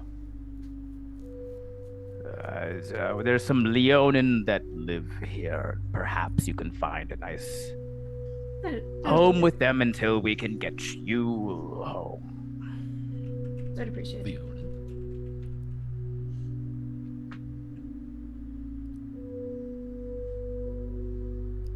And that is where we will end our flashbacks. All of our characters have been introduced, all of their motivations are present, more or less. We will flash forward roughly 3 years. And we will pick up in class on a Friday. But before we pick up with class on Friday, there are a few things that I think they're very fun to go over. I asked you guys, to come up with some rumors about yourselves that your peers may have heard during your time spent at school. So, we'll start with Olok. Olok, would you like to read off some of the rumors that people have heard about you during the past 3 years of schooling? Yes. One of them is, I heard he's here because he got kicked out of his tribe. I think there's nothing in his head but actual rocks. He only speaks in third person because he feels important. He's naked, right? I mean, he's not wearing anything but a necklace. I'd call that nude. I realize now, because of that last rumor, I probably should have asked you to describe your character first before that. Ooh. Yeah. We'll get. Yeah, it's fine. It's fine. He's got two huge chunks of rock. No, I'm just kidding. We'll say, as you guys walk into the room, you can introduce your character. So we'll just say, Olok, you walk in first. Introduce us to Olok. Olok kind of gets to the entrance to the classroom and just kind of stops. He's been here before. Stops, turns sideways, leans head first, then goes in the door. Clasping a large, heavy book about 1 foot by 1.5 feet tall. Very built to his stature, so it's a heavier leather case. Olok is a 7-foot Kerell, which in lamest terms is a rock elemental that has been come to life by the god Gunte.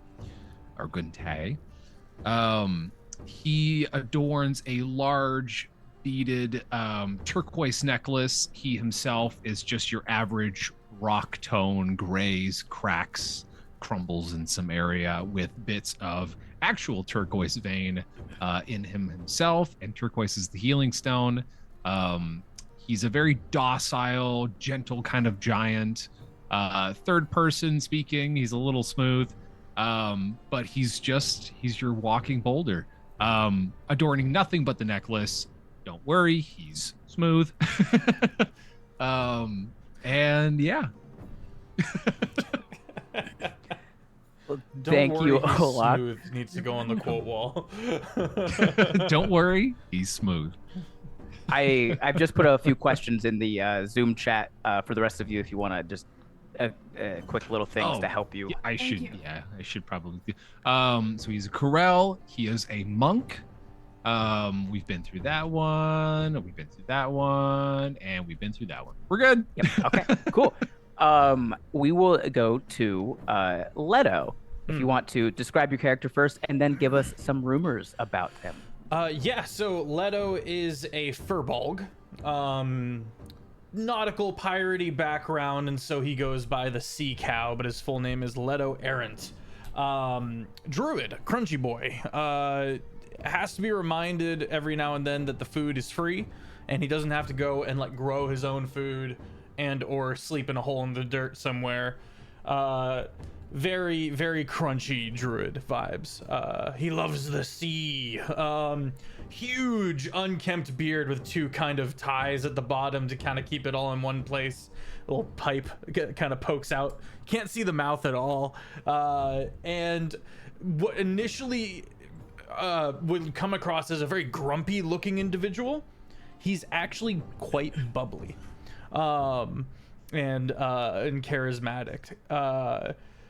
And so I think he'd come in with a little bit of a hitch in his step. He is not dexterous at all, and so he's a slow pace, takes his time as he walks through the area, kind of squints at stuff.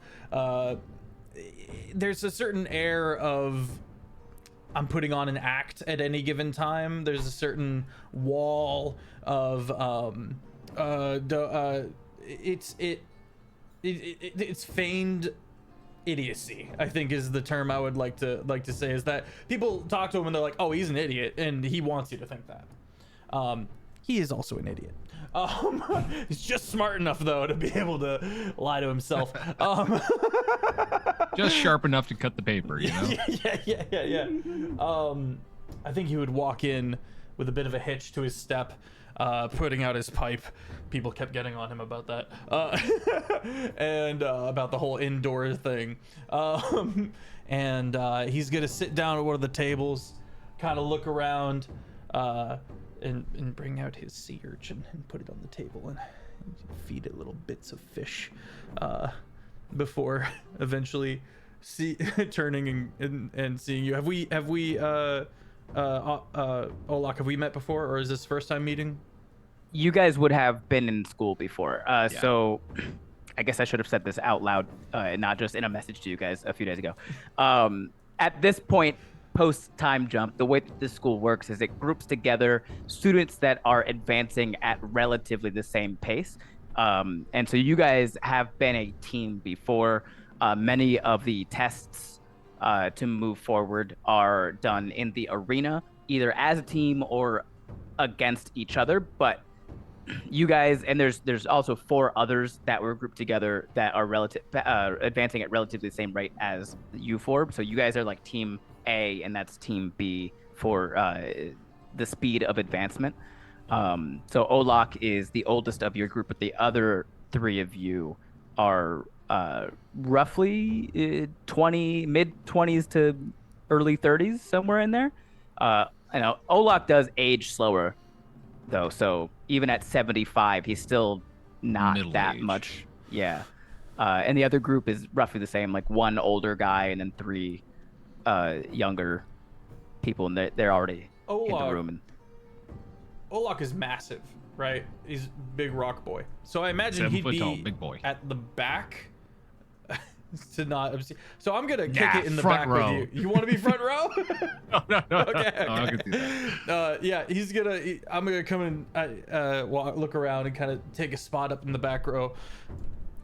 Don't bat forget your around my rumors. sea urchin. Oh, thank you so much. Oh, yeah. Thank you so much. Yes, mine rumors. Okay. No, he's not drunk. He just walks like that. An agreeable enough fellow, but don't piss him off. He's some kind of new breed of druid. Why does he smell like salt? It's just it is the sea. He smells of the sea, no matter what. They call him the sea cow. Surely he must have done something awesome to earn a nickname like that. He didn't. God forbid he ever loses that sea urchin. He loves that thing way too much. I'm just bapping it around like a cat with a ball of yarn.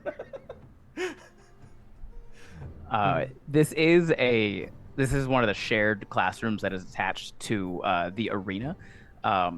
You guys, this will be explained to you in a moment, but you have a test coming up Monday after school. So this is kind of like a debrief for that. Gotta pull out so you guys would be shared. Pull out a soggy journal and be like, Olok, was the test on Monday? What was? Oh, I don't. And you can see his journals are just awful. This is a paper scattered. This would be not a failing student because the system works differently here, but academically speaking, Letto is not structured for that kind of thing. He is doing just fine as a druid, but as a student, it's a lot of charisma. It's a lot of trying to just talk my way through things. Thank God for practical tests. You're a C student, but you're friends with all the teachers, so you're A like, C student. yeah. Yeah, no, exactly. And he's just, and you can tell he's just lost. He's just lost. He has no idea what the test is even on. He got to the right room somehow. Olok will kind of just look down. Locke studied. Did Leto study? Oh, I studied. Absolutely. Leto is lying. Leto is still working on the big words when it comes to reading. So, I make up where I can. We'll say, and I was going in reverse order of of how you guys were introduced, because I assume genuinely that Rick probably would have been the first person in this room. That's the front row. That's Yeah. So Rick, we will go with you. Introduce us to Rick. Again, kind of described him a little bit as shown as the awesome art by Oddity. He has a light brown skin. His ears are not as pointed as you would see most elven individuals. A slight point hinting to potentially a half elven of nature. Again, kind of a bulbous nose, not super bulbous, but a little wider, some fuller lips. His eyes currently sit at like a grayish brown, but every now and then, if you look at it in certain light, it seems to shift. It's not really a super big thing, but it might happen every now and then. Wearing now the colors of the Wizard College, which is blue and black with accents of gold. This long cloak billowing behind him, quite literally, just every so often, kind of just like almost like the wind shifting beneath it. It doesn't really go as far as like a bunch of like extra accoutrement and like jewelry and all that stuff, though he does have ear cuffs on both ears, golden in color. And he has a small set of what seems to be some kind of glasses sitting on the bridge of his nose, much more slim and rectangular than like a turtle shell or anything like that. Again, dark hair currently pulled back into a very neat bun. Neat-ish. There's definitely some strands sticking out. The minute, okay, no, pause. The second Letto walked into the room, you saw that they have in front of them on the desk that they have the papers and things. They have a long, almost ivory wand. And the minute they sense that sea cow walk in, they raise their razor wand, flick it, and shoot it that way as they press to digitize the area around them, just so they don't have to smell the salt coming from that direction, and they immediately place it back down. They do sit in the front, and not necessarily to like do the stereotypical nerd sit in the front, but also why be so far back? Why strain my eyes when I can just be right there? The moment you cast that prestidigitation spell, your cat Vera, and a wave of sneeze emanates out, and then all the loose papers on all of the desks just kind of like billow off of the desks. Ah, bollocks. Oh, we'll immediately try to catch some with mate hand as it's coming back. My like soggy notebook just just one. I'm like, I'm so disorganized now. They have noted the soggy book and is trying their best not to say anything about it. Some rumors you might have heard about Rick include the following from various voices and tones. No, he doesn't like you. Yes, that is his. No, he doesn't dislike you. Yes, that is his default face. Don't get too close to his cat. That thing is weird. He knows a lot. Like, a lot. Fucking nerds. And one more. I feel bad for him. Being alone must be hard. Not like he tries to meet anybody, though. And Vera probably kind of puffs up and he's just going to go sit on my desk. And then you realize that there is a spot on my desk just for Vera. All the papers are now around it. Because he's not going to let the cat not sit on the desk. Come on. The cat does take after its owner a little bit posh. A little bit? The cat's like, excuse you. This is my desk, and I simply allow you to sit at it. Yes, Vera. Whatever you say. Just gonna actually. He's like currently probably just taking down preliminary notes, but as he's doing it, you see that almost tealish purple mage hand petting Vera every so often, because if it stops, he gets angry. That's Rick. Thank you, Rick. Pie. I also think that you would be pretty early in the classroom. So you're right about that. So Pie's probably scrambling in like right at the last minute.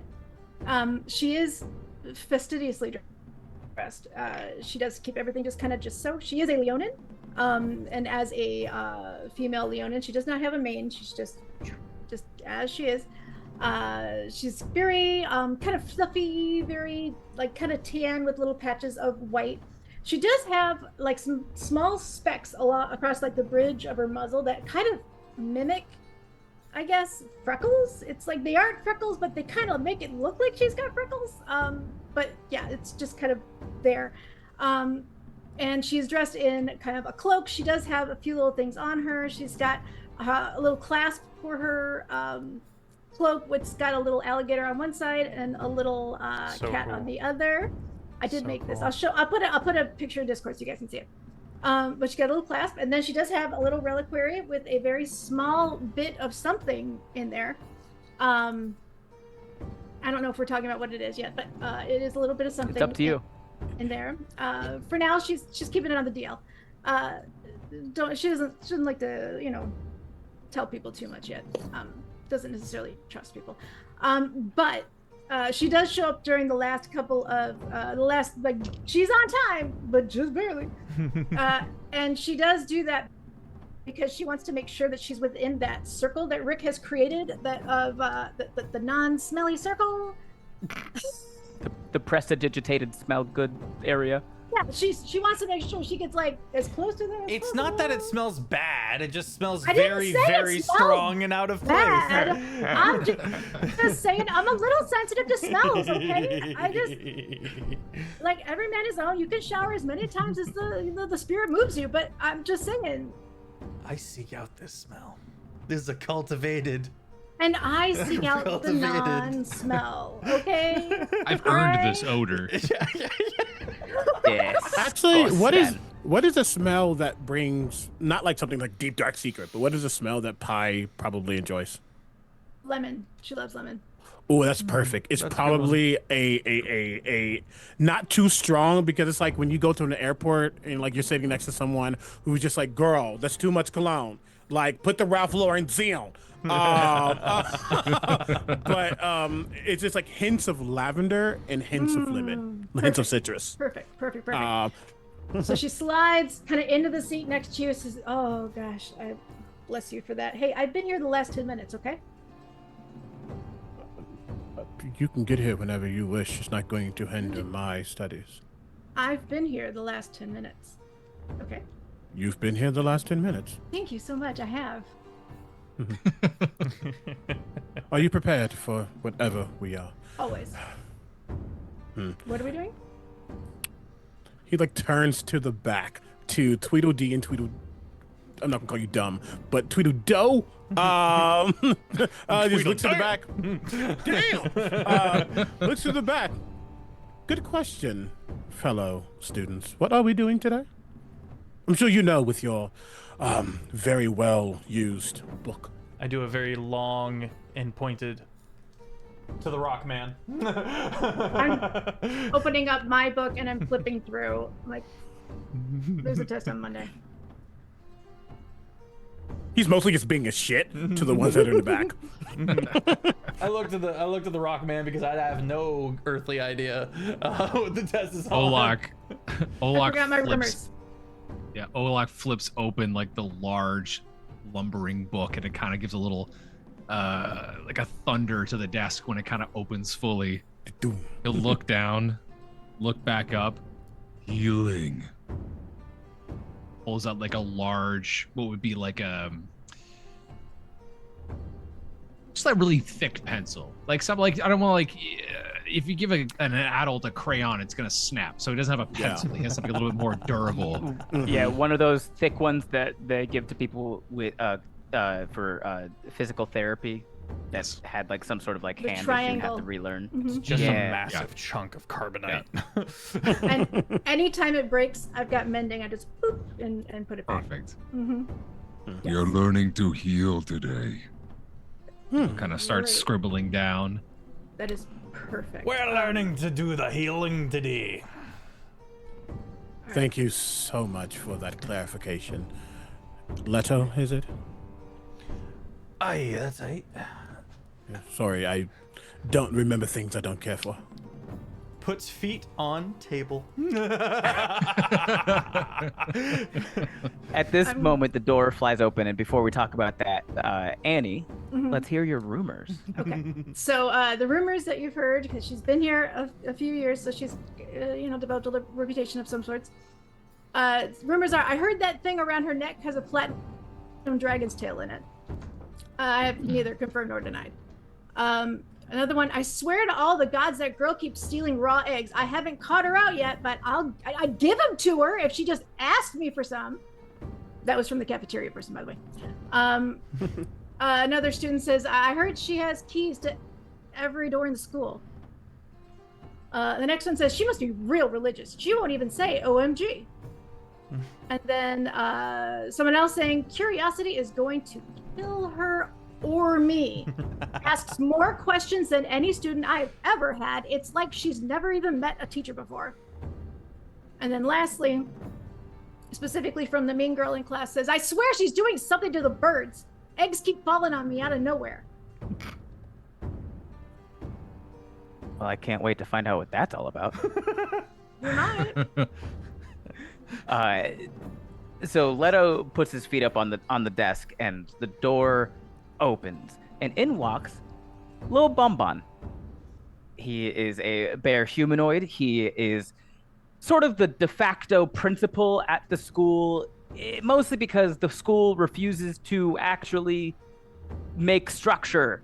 It's all the structure they have is all that they need, and that's that. Lil Bonbon he's very proud of the work and the help that he does to make sure that students are taken care of. Anytime there's a quest, he is very excited about the quest, and he has backpacks and rucksacks and adventuring gear always ready to go for students that are trying to go out on quests and adventures. Usually, Lil Bonbon is the first one in the class for group meetings like this. So the fact that he is late is already a little bit peculiar. And he kind of comes in a little bit rushed, a little bit in a huff, and he sets his bag down on the desk at the front, and he goes, I am sorry for being late. I've been all up in my head for the past week now, and it's gonna be okay. It's just, the news is getting a bit crazy out there. Yeah, doesn't matter. We're here. What's the news? Oh, there was another robbery down the street. It's not that important, and everyone's fine. I would argue that it's quite important if it meant you were late to this meeting. Thank you, Rick. I'm sure, yes, it is important. But we're done with that now. Thank you all for being here. We're going to talk about, you guys have a test on Monday. I have to ask. Insight. Can I see if he's intentionally trying to just smooth past it to make us not worry about it, or is it actually handled? Yeah, you can go ahead and make an insight check on that. Shanks, this is my first roll of this game. Yay. Okay. I'm gonna be nudging my sea urchin over to Olok. 11. 11. 11. Based on what you know about Lil Bonbon already, and that 11, you can kind of put together that, he's not just trying to protect you guys, but that is always kind of part of his MO. He's school first. He's kids first. And even though you're not kids, everyone's kids at school. So he's kids first and school first. Likely this robbery didn't actually affect him. It's a couple things that have happened in a short amount of time, and he's a little bit in a tizzy about it. So he's not trying to brush some crazy thing under the rug, but he is trying to put school first and trying not to worry you guys about something that isn't school. Gotcha. So yeah, he goes, you guys have a test on Monday, and we're very excited about your progress here. Your test Monday will, of course, be a practical exam in the arena. I can't tell you what the twist is going to be, but you all know there's always a twist to these practical tests. Now, what I've brought you all in here for early on Friday is you all have an assignment before your test on Monday. It seems that there are certain objects, inanimate or otherwise. Well, no, not otherwise. They have to be inanimate. He looks at, like, there's some ink on his hand. Yes, they have to be inanimate. They cannot be animate objects.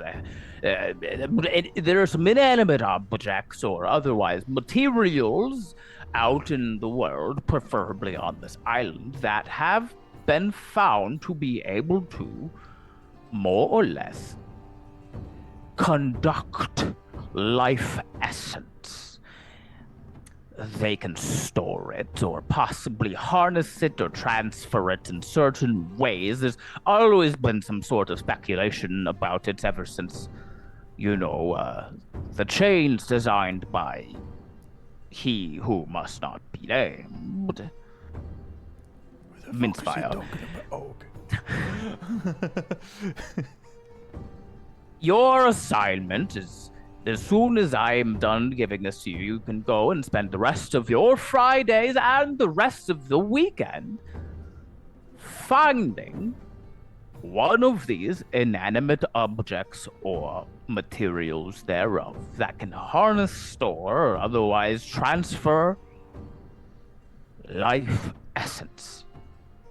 You bring that to school on Monday, and it can be used during your practical exam.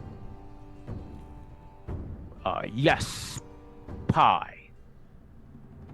Do you have anything other than inanimate objects? Any other kind of description? Are we talking like... Oh, that is the beauty of this assignment. We don't know. Then how do you know they exist? Speculation, Pie. So what if we don't find one? Well, if you don't find one, I suppose you don't get to use one for the test. But believe you me, if the other team finds one and you don't, it will definitely tip the scales of the test. You see, this is testing a few things, and if I told you what those were, then that would eliminate the purpose of this test. We know, because he who must not be named, Mincefire, was able to design chains that could conduct life essence, then he must have found some sort of material or otherwise that could do so.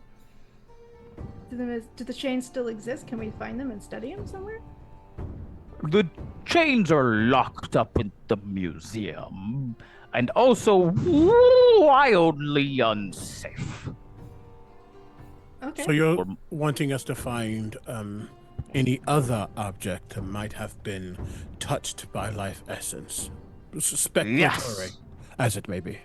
Or perhaps an object that hasn't yet been touched by life essence, but could do something with it if it ever did. How do we test that?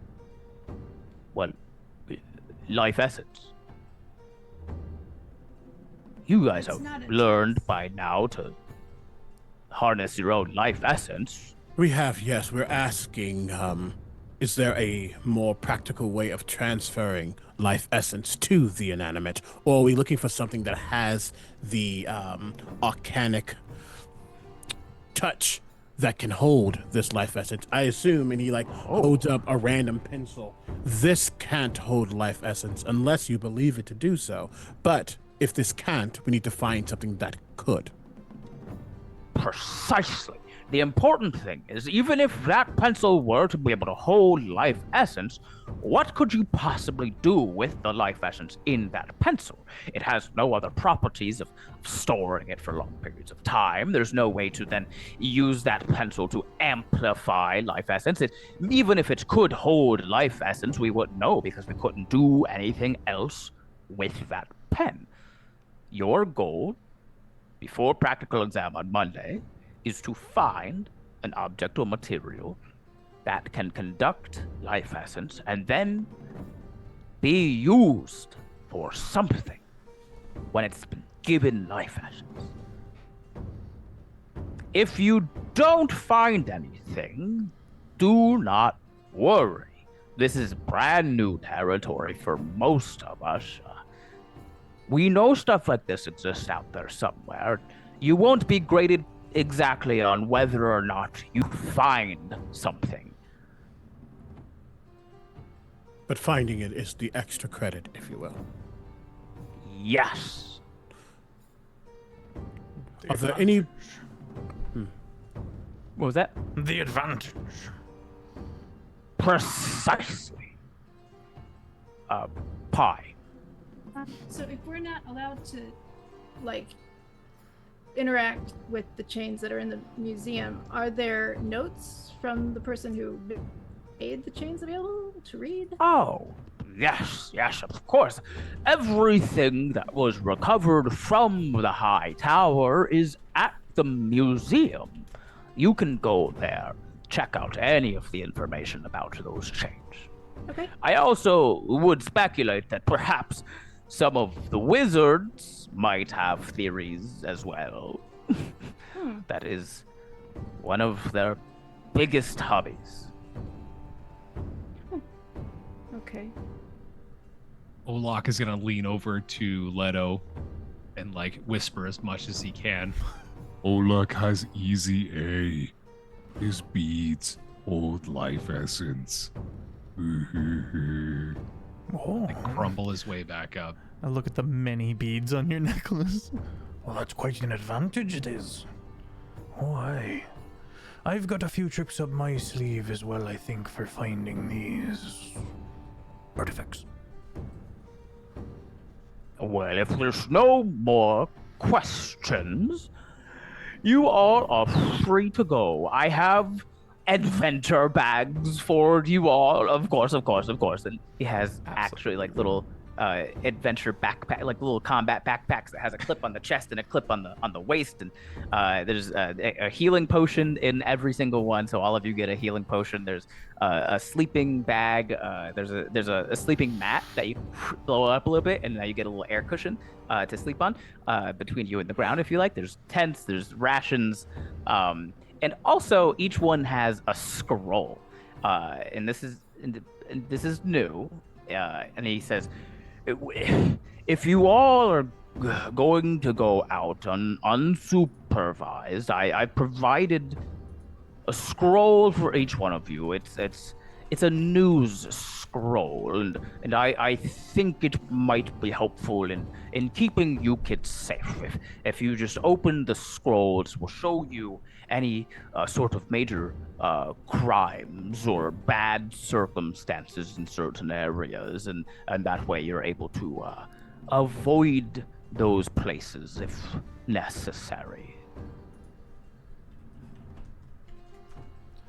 Well, Now go have fun. I'll come up and grab one of the bags. Olok will grab one and kind of like loop it to his side as like a backpack would be very small. And I'll lean into the professor and go, where did you say that robbery was taking place? as I'm kind of going through and organizing the bag and kind of putting it on and making a show of it. Well, it was sort of nearby in one of the neighboring neighborhoods. If you and he pulls out his scroll and he opens it, and the headline, it gives you the name of the neighborhood, which you might recognize as like one of the cul-de-sac type neighborhoods that reaches pretty close to the school area, and it just says breaking and entering. That's it. But there's like a long like running list, and when a new one comes in, the headline's pushed down and a new one pops up.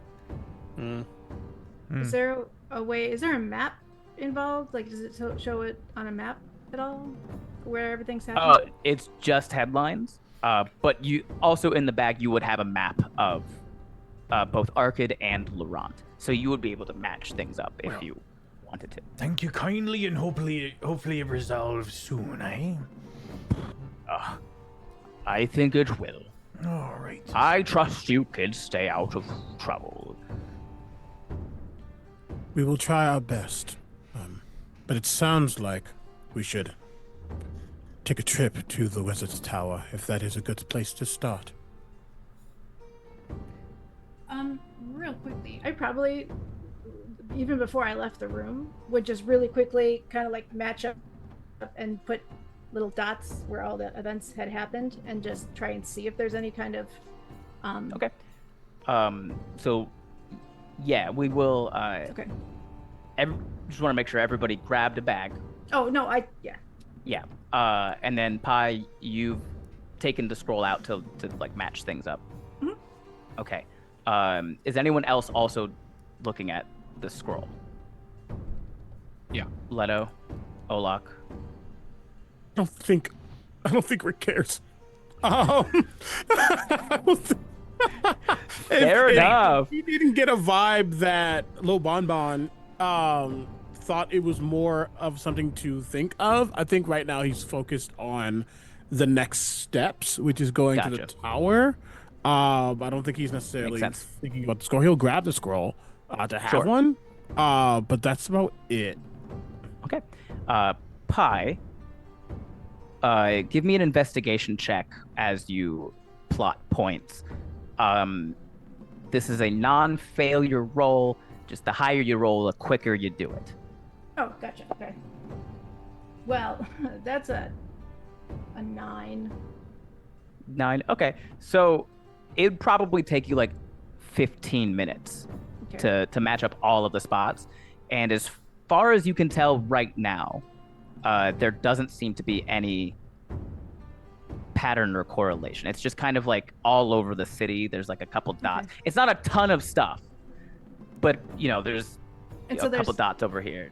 doesn't appear to be like anything like a bunch of like restaurants or a bunch of homes or a bunch of Right. Like, It's okay, and it's just random nothing, stuff. It's very not random. all.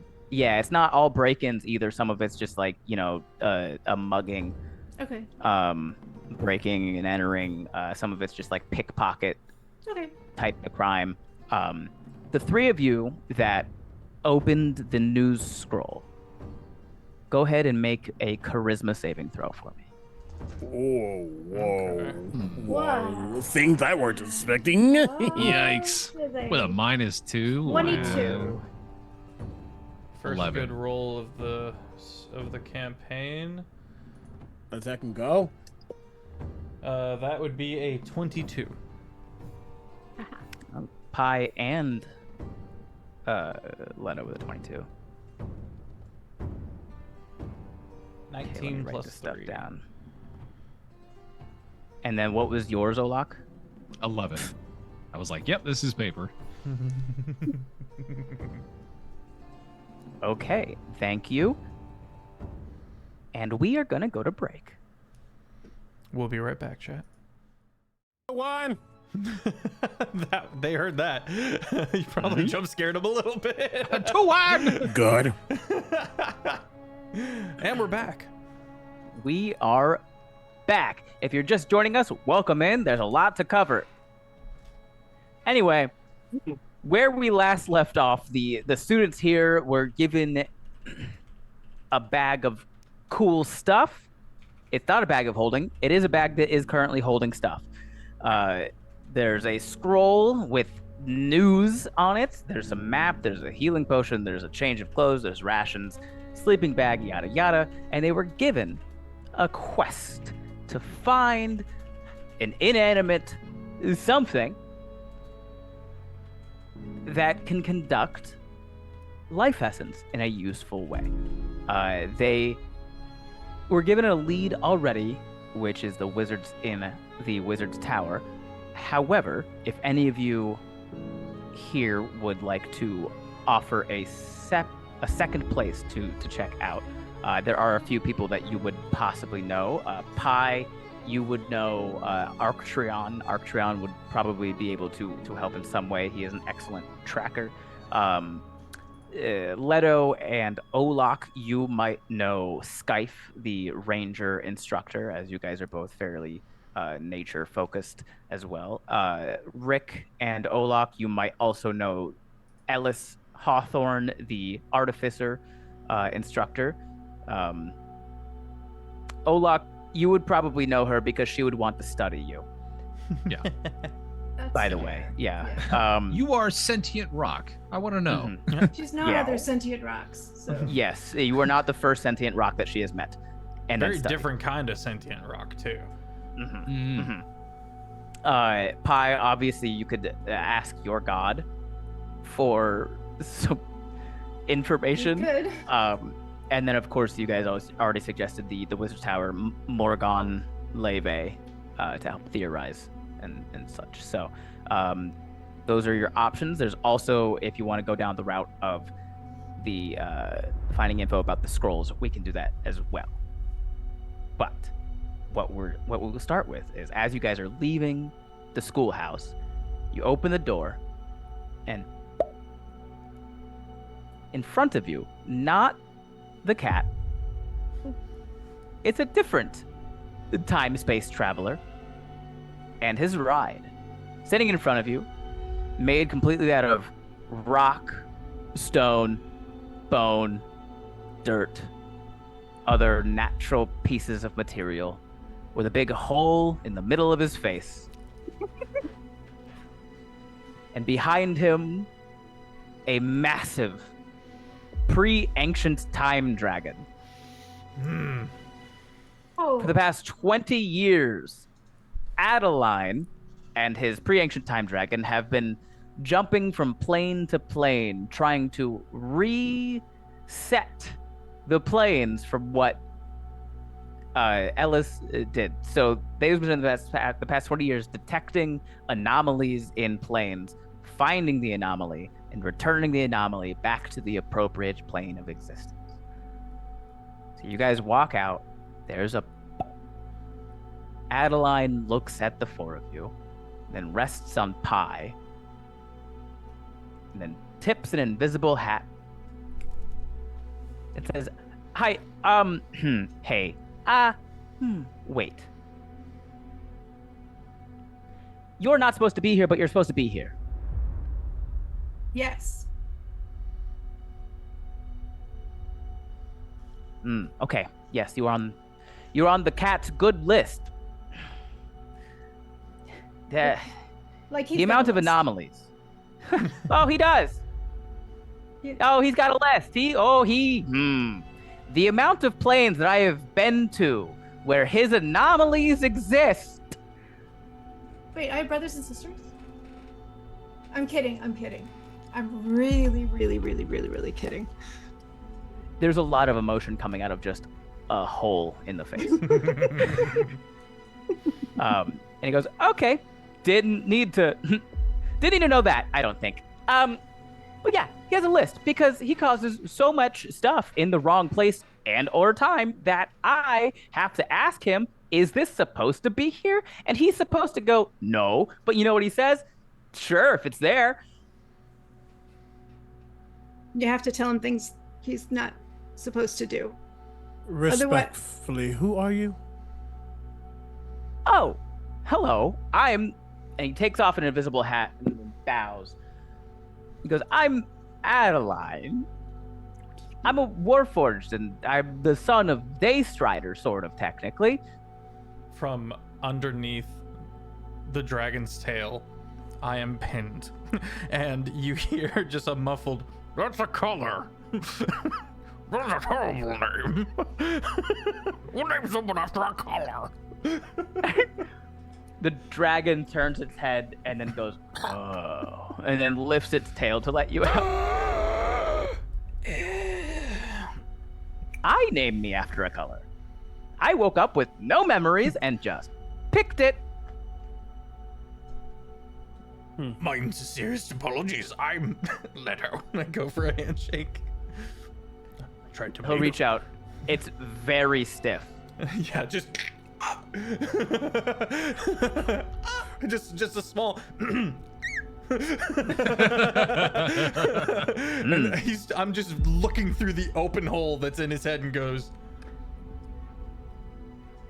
"Well met." As he Rick shakes will- your hand, the lights, the glowing lights that's in the hole, they like turn a different color, It's from the green to like a light blue, and then it flips back and forth between like a teal and light blue, teal, light blue, and then it goes back down to his normal green. And he goes, "You are supposed to be here." He's gonna look just back at Pi and apologies for cutting you off.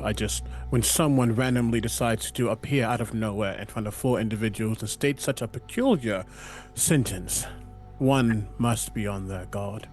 I appreciate that. I honestly do. Actually, you bring up an excellent point. Who do you answer to? I say to Adeline, going around making all of these decisions. That is a bit of an existential point of crisis for me, and I would really appreciate you not bringing up to Aurorforged about his own free will. Well, seeing as you don't have any of those answers for me and all of the things, I'm going to not give you any more information about us. We should go before the space cops decide anyone else doesn't belong. Oh! No! No? You're not in trouble.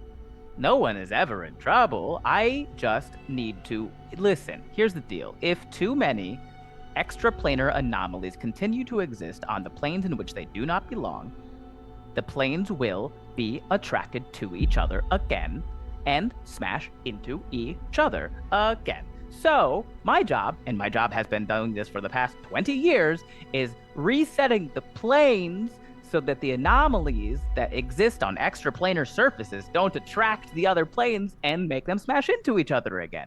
That is So, who do I great. answer to? The universe. I think he just called me attractive. All of that sounds fine, dandy, if you will. Get to the point that applies to us. We have things to do. We are in school.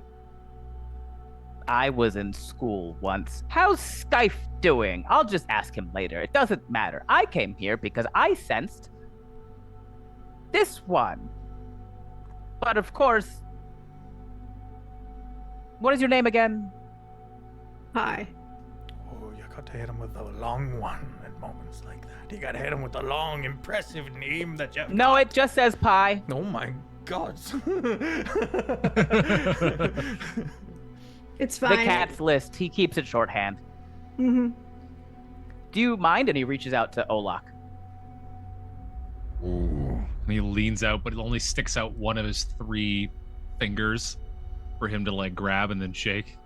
Adeline also just one finger and then just pokes yours. And the lights go back to the blue and light teal, or light blue and teal, light blue, teal, and get back to green. He goes, "You're supposed to be here." And then he sticks out a hand to Rick. Do you mind? I do. Rick is sassy. Nods approvingly. You're allowed to mind. I still need to test.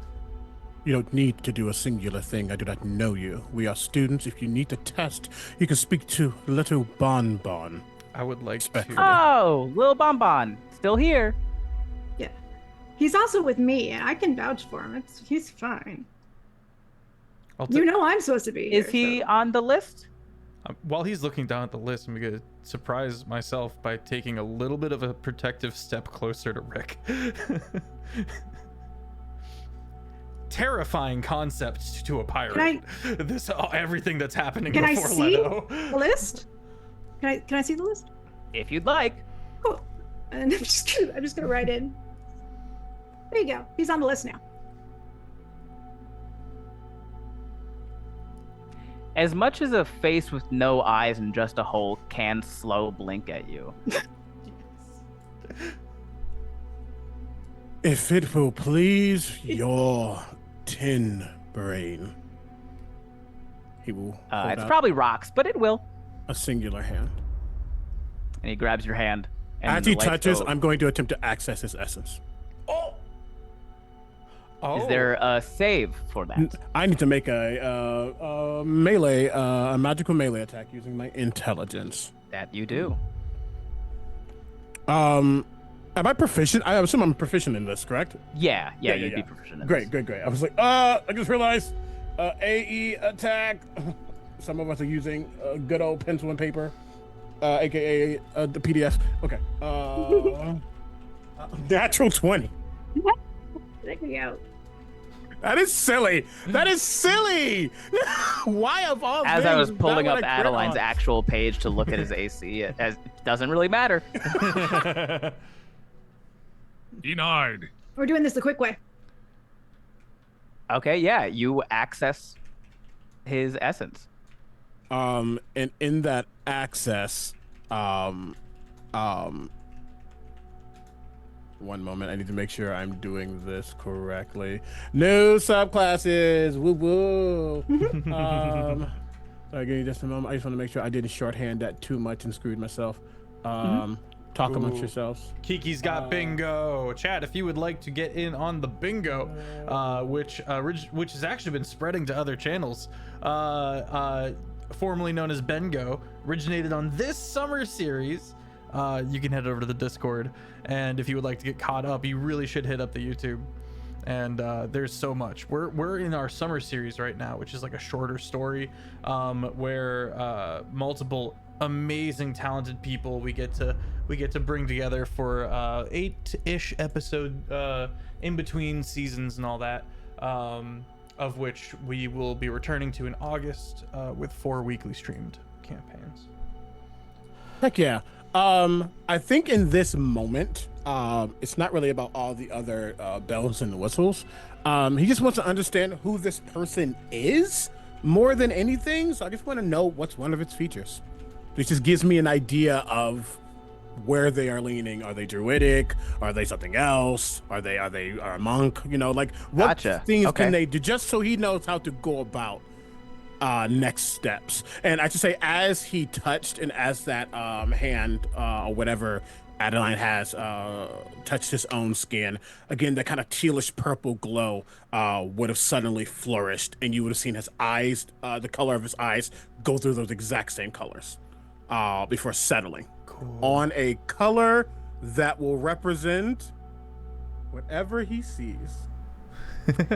So I will give you a fairly zoomed out, vague thing. Absolutely. The options are hyper specific or just a kind of general.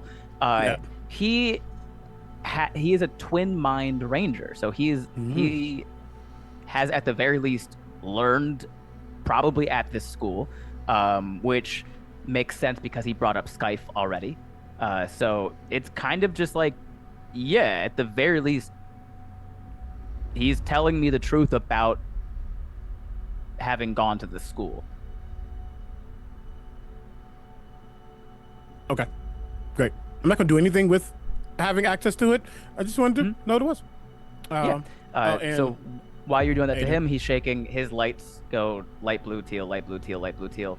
And then it just keeps going light blue, teal for a longer period of time than it did with the other ones.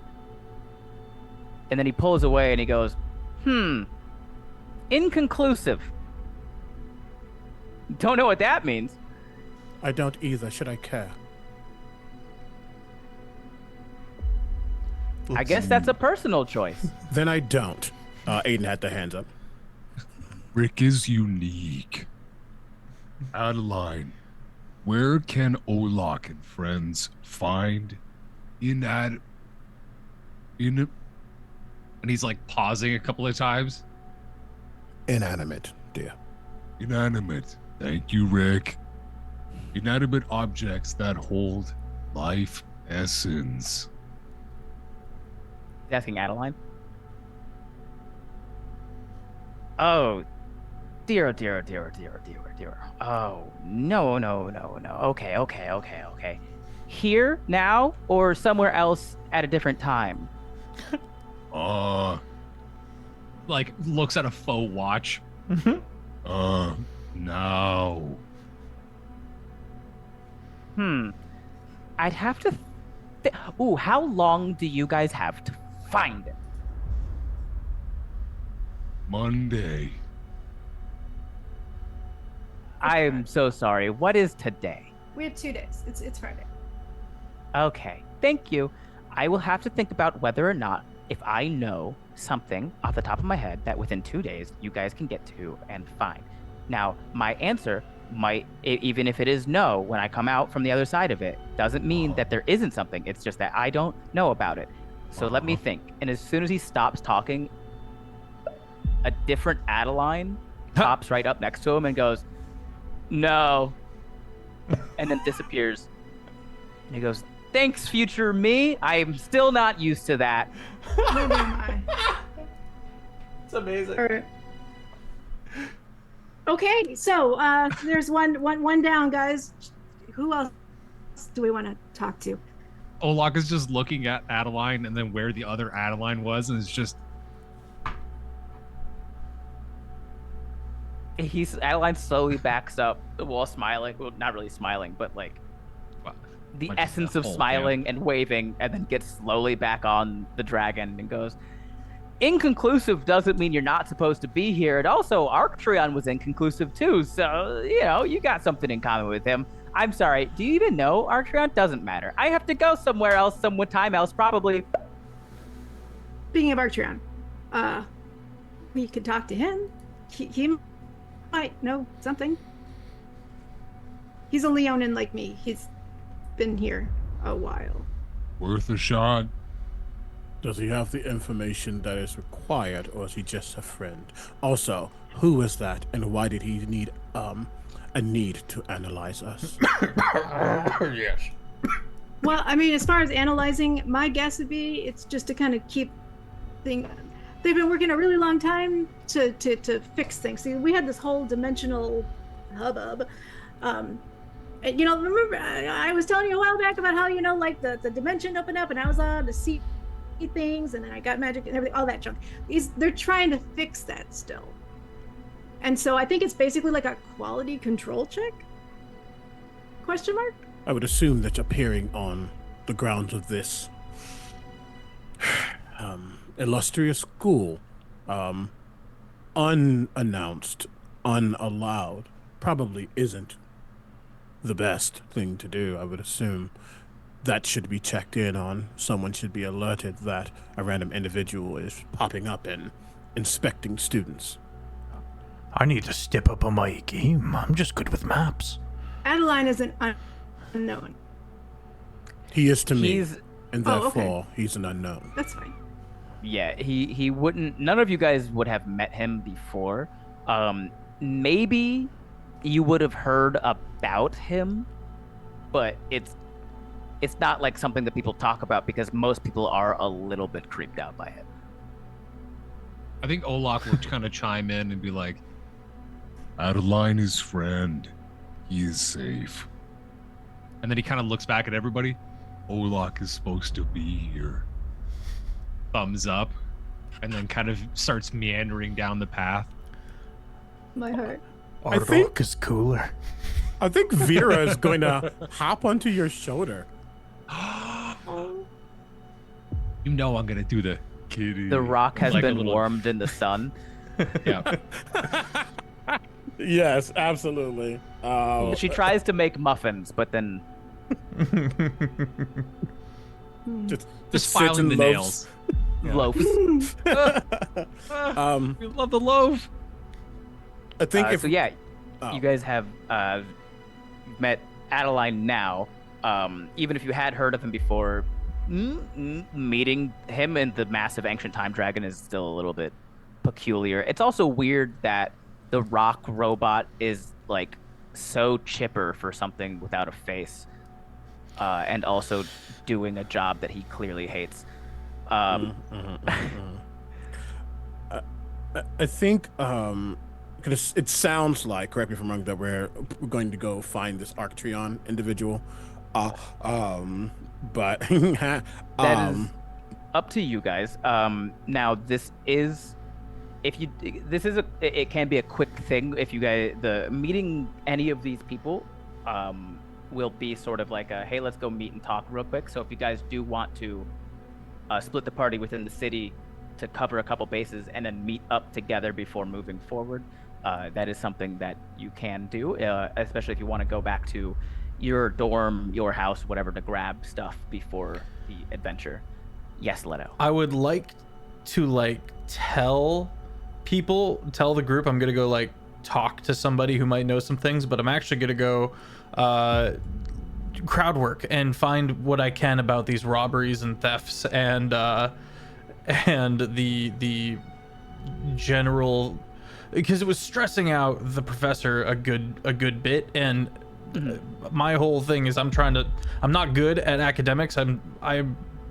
I am sucking up to these teachers Yeah. as best I can, so I'm gonna actually just spend a little time trying to get more information about that. Okay. How would you tell the party? Like, what would you say to them? I'll catch up with you all. I think I'm going to see if I can find Skyfe and get some information from there.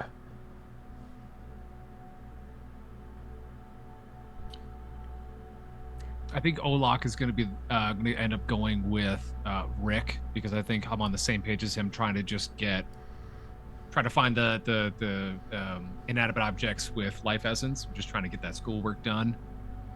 Okay. Go from there. I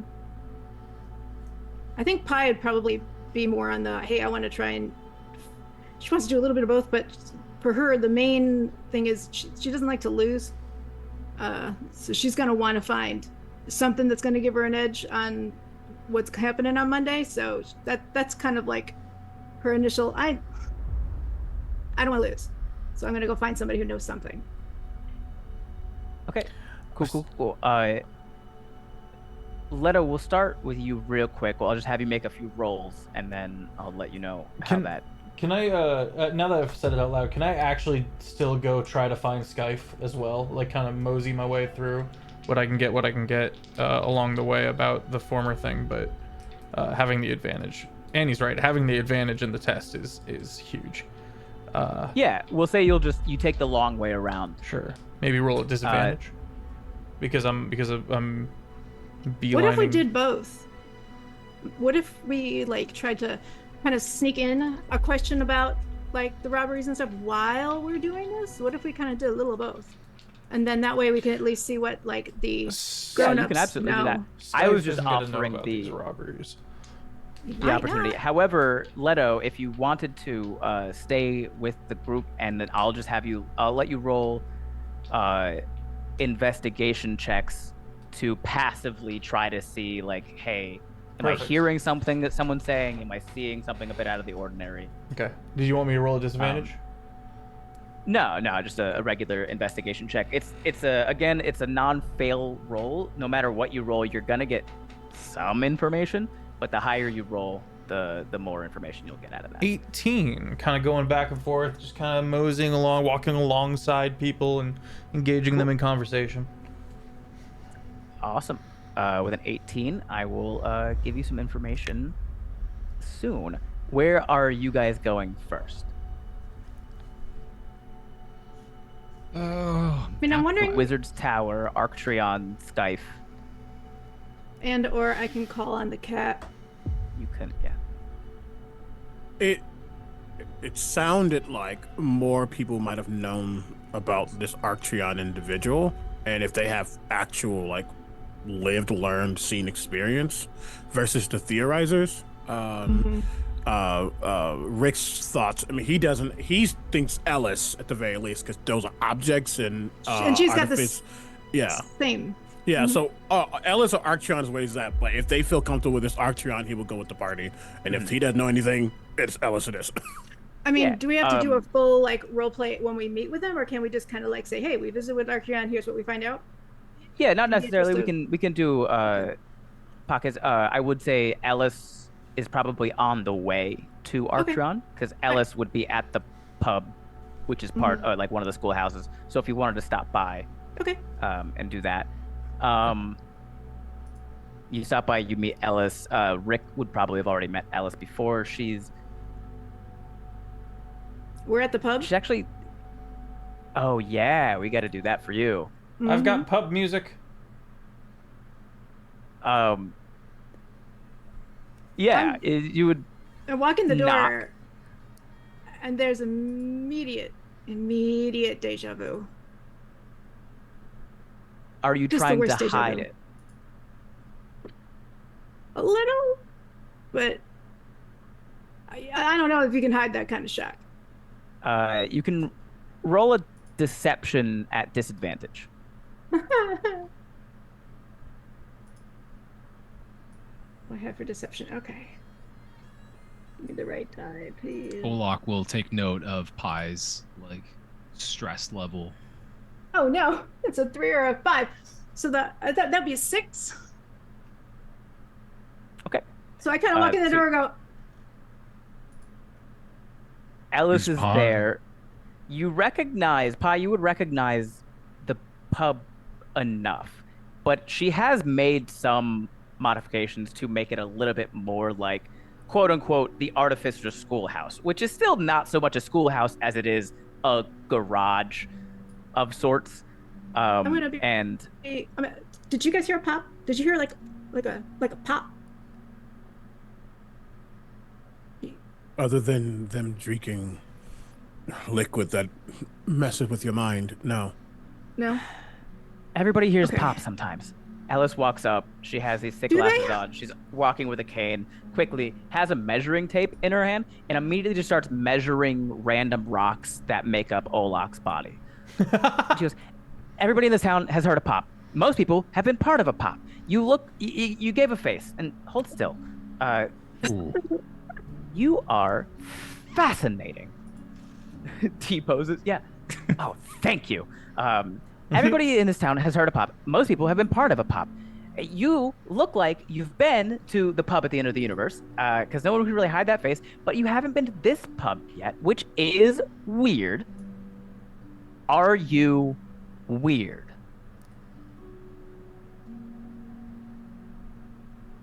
I'm not gonna roll for this. Hold on.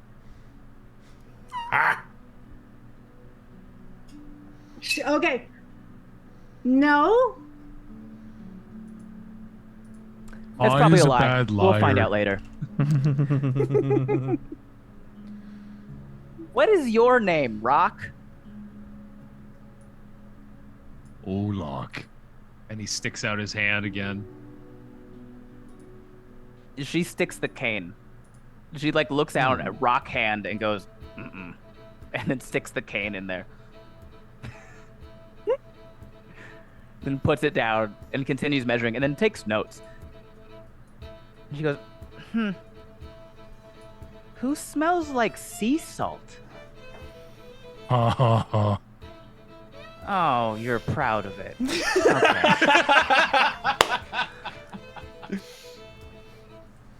Rick? I am kissed by the ocean. The briny depths are where my heart lies. I would like to roll performance to go on a very long tangent about my love for the ocean. Absolutely. My love belongs to the one and only, the great Marbleu. Oh, you're proud of it. Yes. Oh my god. That is a 16. 16. It's a wonderful performance that Ellis does not at all pay attention to. She immediately tunes you out. As soon as you start, she's like, nope. I make my way to the bar. You see as Letto starts to wax on about this, you see they literally just like almost zone out in annoyance, place their wand to their forehead, and you see like a tealish, bluish, purple like sliver get removed as I cast Encode Thoughts to get rid of the way I feel about Letto in this moment and toss it away. So I don't act upon that. Oh my gosh. We are looking for objects that might be able to harness or hold or control or store life essence. Real quick, as soon as you cast that spell, Vera sneezes and then just slowly starts floating off of Olok, and it takes her a second to realize that it's happening, and then goes, and then like scrabbles to like grab hold of, and then can't get it, and then just as if crossing the front arms just gives up and allows herself to float towards the roof. Bye. Meow.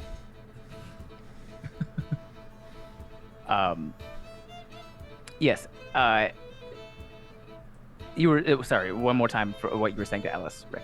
Also, Andy? Did you say something? You cut out. If I said your cat. Bingo! I was just kind of. Someone was muted. They weren't muted. It just. I wasn't muted. I was just quiet. Yeah, it just didn't get picked up. Yeah, no, I was just kind of pointing it out to Rick. Your cat's floating away. She'll be fine in a minute or so. Things happen. She has a Condition? Sure. Okay. Allergic reaction to the arcane. Slightly Fascinating. inconvenient, but okay. She'll be fine. And you see a mage hand bring her back down to Olok. Either way, looking for items, inanimate it must be, that can store, harness, control, hold life essence. You said inanimate? That was the explicit term, yes. Inanimate cannot be something that doesn't already, like I assume most of us. A motorcycle-looking thing slowly rolls up, unmanned, behind, like right up to Ellis, and she looks down at it, and goes, inanimate. Your biomatter. There's a difference. Oh, can't believe this. He doesn't know the difference between inanimate and biomatter. The motorcycle? Yeah, who'd you think I was talking to? You know what? No judgment here. It's fine. This is Kit 10. It's a biomatter thing. You can put life essence in it, and then it's a motorcycle. It doesn't matter. Oh. Okay. You need something that can be conductive of life essence to be, I assume, to be used again later. We have been told that if we have something that can harness or hold or control or store, we will have the advantage in our next practical test. That is often an advantage. You know what else is an advantage? Having good teammates. And she very slowly eyes over all of you and goes, you know what? Never mind. Mine was about the same. I also had a rock thing creature with a hole in his head. Can you believe it? I took him apart a lot. He deserved it. I also had there's a half-elf lady. She's like a queen from different plane of existence. It was weird. It was a weird thing. And then, hold on, I'm trying to remember who the other. I'm missing someone. You had a little, what was she, a goblin? Adeline? had a Oh, goblin. yes. Who had a lizard. That's not me, above the table. Yeah. Oh, and thank God you guys just don't have somebody that has a weird obsession with lizards that turn into dragons.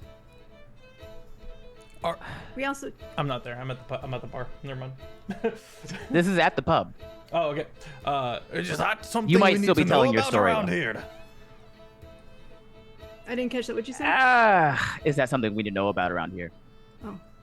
God, I hope not. It was this little goblin thing that had a lizard. She was like, this lizard's a god, and I hate when people are right. Noted. The only one of them that I could stand, tolerate at best, was Archid. Oh, I know Because Archid. he was just... Oh, because you're a Leonin?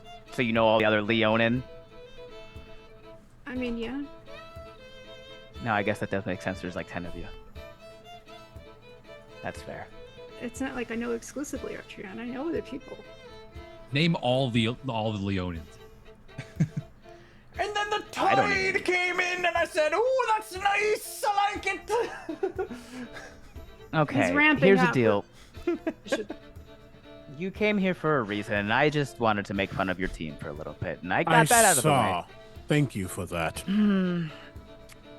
What you're looking for is perhaps something that I could build you. A device that could track innate life essence within inanimate objects. Now, there are going to be a couple drawbacks to this. One, I assume you've come here on a Friday because you need to find it by Monday. And classic school assignments. The thing In our is, defense, we did come to you on the Friday afternoon and not Sunday night, but never mind. I'm gonna be quiet now. la-di-da. Maybe you should have taken that extra time to shower. It's not me. Oh, I know who it is. And then the tide went out, and I said, Okay. "Oh, bye."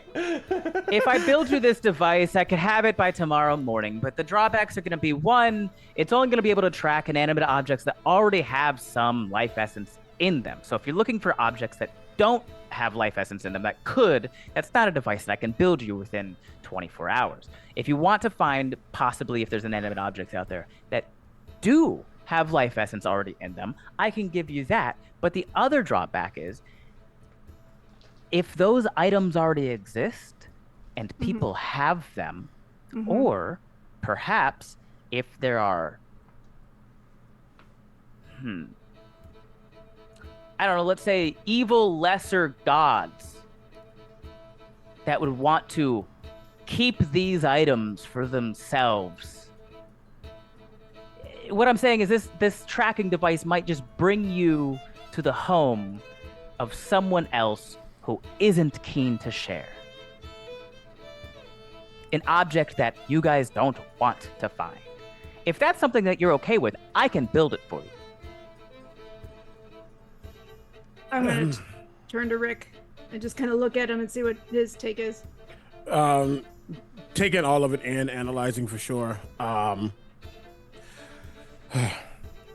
assume more help on your end won't make things faster. Technically, with my studies, I could replicate your abilities, and then it would be like two of you are working. You wizards have tried this on me before, and I'm always better. Didn't say you wouldn't. You'll never be. learn. If you were There's to a try, twitch in his eye when she says that, and it is like a deep twitch that he can't not show. she but he, sees it and smiles a little bit. Rick is tense. And like little like boulder fingers come over your shoulders and just like rub a little bit. he accepts it because under his breath he's whispering, "These fucking people think they know everything. I just want to get this shit done." If you were to try to replicate my abilities, then having my hands again, although not as good, would potentially make building this device a little bit quicker. I say that the two of us working together could get it done within by sundown. But the other drawbacks are still going to remain of, it's like a metal detector. It's going to detect metal. If you are trying to detect an object that can hold life essence, that's what it's going to do, regardless of who owns it or where it is, and it won't help you find an object that's capable of that. Whether I don't Yes, know it will, how though. to build a thing that can track an object's innate ability to store life essence. I'd have to But- track the life essence. But if we can find something that already exists that holds it, then maybe we have a better chance of finding something similar that doesn't have any in it yet. I suppose that's true. So do you It's want it? worth a shot. Just one moment. Leto!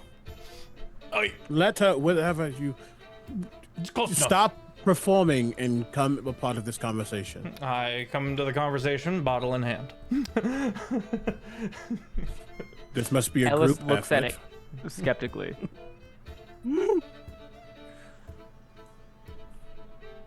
The bottle, not you. Hands the bottle. I'm like 7 foot handing you the bottle. Looks He abashed. smells it. Takes a shot. Ah, Weak. And hands it back. I've got a lot to do today. We are trying to decide if we want to find an object that already has life as in it and then potentially harness that, or be able to find objects that could harness life essence. This is a group effort, group test. We all should be a part of And this. there are dangers unfortunately. involved as well. Dangers I don't think are very much worth the risk of a simple homework assignment. It's just an advantage. I'm sure there's other ways we could go about this, no? You Who is can this go thing? see the Leonin. Yeah, let's go see the Leonin. Worst case scenario, we come back. And I'll just like raise hands like, eh? I'm okay with that answer. Are you going to be available later on this weekend, Ellis? She like I'll steps put it back this just way. a little bit, like she doesn't want I to get s- bit. I felt the energy in the room just now, and I was going to start building that contraption regardless of whether or not you guys wanted to ask for it, because something tells me you're gonna have to end up needing it in 24 hours. Oh. Well, you have our thanks. Your then. confidence is astounding. I like him. Yeah, he's great. You're a good rock. Solid. I hate puns. Please get out of my pub. Okay. She is deeply uncomfortable in this pub and wants out. As Just- like Olok stepping out behind behind Pie. She's like, Pi is also tense. Remember breathing. You're right. You're right. You're right. We Steps. talked about this, and he's just North. like, as she breathes, when she walks out the door with it. I offer her the bottle. As the three steps out, it just like looks at Ellis one last time, almost in a help me type of energy, but does not say that at all. Also because she has been rude. So just we'll look back towards the group, eyes still twitching, and he will follow. Ellis is gonna start working on it. So if by tomorrow morning you guys decide you want the object, you can pick it up from her. You're going to Arctreon now? Yeah. yeah.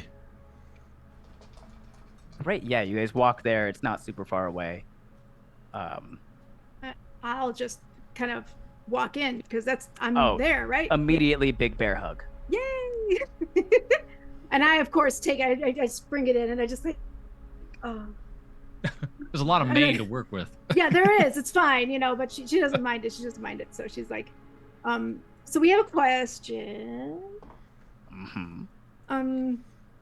Out of curiosity, back in the day when y'all were dealing with hunger and stuff, did you happen to know anything about like stuff that can contain life essence? Like, was that basically like something that's inanimate, like something like we have an assignment, okay? I need help with an assignment. Can you? Well, actually, I think Ellis had something that could track and absorb. The biggest arm throw walks out the room. I don't know. Go ask your mom. I don't know. Go ask your dad. Walks out the room. He is heading back immediately. He Great. seems upset.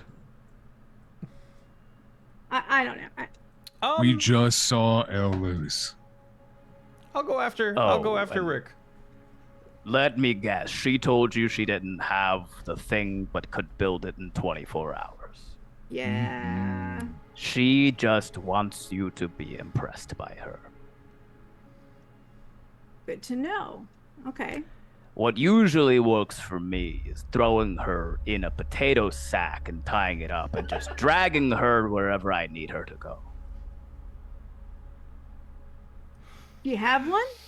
An Ellis sack? Always. Yes, yes. Can I take it with me? I just in case. Of course, of course. Awesome, of thank you. course. He's gonna give you, it's a potato, it's like a canvas potato sack, and he's just like, use it wisely. Absolutely, absolutely. And she just folds it back. We got plan Kiki's C. Kiki's in the chat right now. And she just said all caps, no, not again. Not the Ellis Oh, sack. sack. Oh my god, this is so good. Love you, Kiki. Oh, I love it so much. It's You like guys get Putting that you guys get it's like, back ooh, I to the pub. Rick first because he stormed off immediately. Yeah. There and is as one soon other option, and I don't know if it's going to get us there faster or not. But we could ask the cat. I don't know if he's going to listen to me, but we could ask him. He like travels dimensions and stuff. He's my deity. He's something. Your god speaks to you. Your god answers your questions and has a dialogue with you. Unfortunately, yeah. Oh. I mean, fair warning. What he says isn't necessarily going to help or hinder us. It may make sense, it may not. It might be completely batshit crazy. But sometimes he has some real, you gotta think through it a little bit, but like his backwards, upside down, and reversed thinking can be untangled occasionally, and you'll get some information. As a point of order, right when we got to the bar, it seemed like I was going to like back up Rick. The second we get to the tavern, I walk past him to the bar. Get another bottle. As Pi is explaining this to you about how you have to like Mm-hmm. think about some of the things that her god says, you guys just hear a voice from like coming around a corner, and he goes, "No, the whole point is to not think about what I say. That's why I say them. Sorry, I popped in somewhere else. Your oh my god felt a little unenthusiastic, so I walked here." That's a god. God of the bit, the I bite, will- god of the bite. That's my god. That's what the scroll says. I will He hands step you a forward. scroll. Isn't Leto gone? I thought isn't this with? No, this is all happening at the No. pub. This would be before the pub. Oh, my Oh. apologies. Sorry, I was trying to figure out where. Yeah, sorry. You gotta give him like an offering or something, and I give her the bottle. I take it and I'm like, offering? All right, yeah. And he chugs it and he goes, "It's kind of weak." Okay. I don't have a lot of money. And he hands it back to you. "Oh, just steal." Anyway, what do you need? Okay, like so this god. you know how sometimes life essence can be like imbued. I shouldn't use that word anymore. It can be it can be stuck into stuff. Okay, like life. Yeah, and then you can maybe take it out or put it in. Or whatever. I hate the way that I'm explaining this. We're looking for something that can hold life essence. Do you know any place we might be able to find something like that? I just want to confirm that this isn't a birds and the bees talk. Got it. Okay. I'm gonna You let need you- something that It's can not a birds hold... and the beads question. Okay. Let me think about this for... And Albert is just flapping. I'm watching Albert. Hold on. He doesn't pop away. Okay, give it a second. Yeah, no, he may How does it fly? back. And he's back. And he's holding a crystal. And he goes, "Okay, I have this, but I need you to promise me that you're gonna give it back because they're gonna need it for the other campaign. Oh my god! Somewhere, Thros I is have- like, what? I just Okay, so- had it. I'm saying, I so, will. yeah. I promise that I will give it back. I promise. Can I have it? I need someone else to promise me because I don't trust her. Olok gives Scout honor. You can totally trust him. He's a rock. No, yeah, no, I trust him. Yeah, I like him. I don't know what So Scout I. Honor is, but is that his name? Either Is does his name Olok. Scout Honor. Kazric somewhere is losing his shiz. Okay, I'm gonna give you this crystal, but if you guys don't give it back to me by the end of the summer, Okay. before the start of the next series, Okay. I'm gonna steal all of you. I'm gonna steal all of your things one by one, very slowly, in a manner that makes you think that you're going crazy. That's fair. I can agree to those terms. Be careful Olok with will this. just- Okay. I don't know what Wait. it does. Can I touch it? Well, that answers that Looks question. like it. All right. So I'm going to. Okay. Hold on a second. I have a dress of many pockets, and it works. I don't know if I can put this in one of those or In not. a pocket? Yeah, It's a dress of many it'll pockets. fit in a pocket. I know it'll Oh, fit. It's just a dress with I- many pockets, right? Is it gonna explode? What's the dress of many pockets? I thought it was just a dress of many pockets. Look it up. Okay. Olok will hand you Just the has 6 crystal. pockets that can be magically shown or hidden. While wearing the dress, you can use a bonus action to cause any number of its pockets to appear or vanish from it. The pockets can be located anywhere on the dress and needn't be in the same place each time they appear. Each pocket is large enough for a small parcel measuring no more than 4 inches in any dimension and weighing no more than 2 pounds. While a pocket is hidden, its contents are magically moved to the inside of the dress and evenly distributed throughout so as to not affect its delicate appearance. Yeah, Cool. it'd be fine. It's just like it would be the outside pocket would become an inside pocket is basically Yep. all I'm saying. And you can't tell that I'm carrying it. Kazric Cool. would be detonating. Kazric would be blowing up the planet, trying to figure out fine. where this crystal went. It's fine. He'll never know it was gone. Mentio put it back like, He like knows the all. minute. You it was back. sure? That thing was probably like tucked in one cheek. Like What does it look like? What does it look So, like? This is a good point. It may have goblin spit on it, doesn't it? Okay, so it is it's like quartz. It's a clear crystal. Assuming this is I'm looking for a color here. Blank crystal. It that is doesn't have been seafoam green. uninvested. seafoam green. I'll let you, Feff. I'll let you pick which crystal this is, if Okay. it belonged to somebody, and or what it does. Well, Listen, if make it it- Kazric 620. So if it belonged to anybody, It's very funny. if this goes to the DM, because if you're giving a player a healing crystal that they can access, then it would have to be empty. If you are Oh, giving fair. giving someone a crystal that someone else has already stored a bunch of energy into, Pi would have to store can't use it. energy in it for a long amount of time, an unknown amount of time before ever being able to use it. You have to be So, yeah, Nor do I know how to do that. 51%. You have to have 51% ownership of the energy in the crystal to access the crystal. But- Menthiroso probably wouldn't know that. I do think it's funnier if it is Kazric's crystal, which I believe was already empty or close to empty. No. Not yet. Well, Kazrick's yes. crystal already started going through the beginning of a Yeah. transformation through alchemy, so Yeah. that kind of would pivot Pi's ability to be able to interact that. So if DM, if you want That is Pi even to have funnier. an immediate access to it or not, depending on your pacing and timing, you determine that real quick, and then I'll give you a crystal. It is actually not super important that the thing work. Okay. Then we. So whatever's the funniest. The funniest? I want to have something that is like an example of what I'm looking for. That's basically what Pi wants. Is she's like, I want to know what something like that looks like, so I can kind of understand what I'm looking for. That's her thinking. Not necessarily will I use it, just what am I looking for? This would Lox be crystal.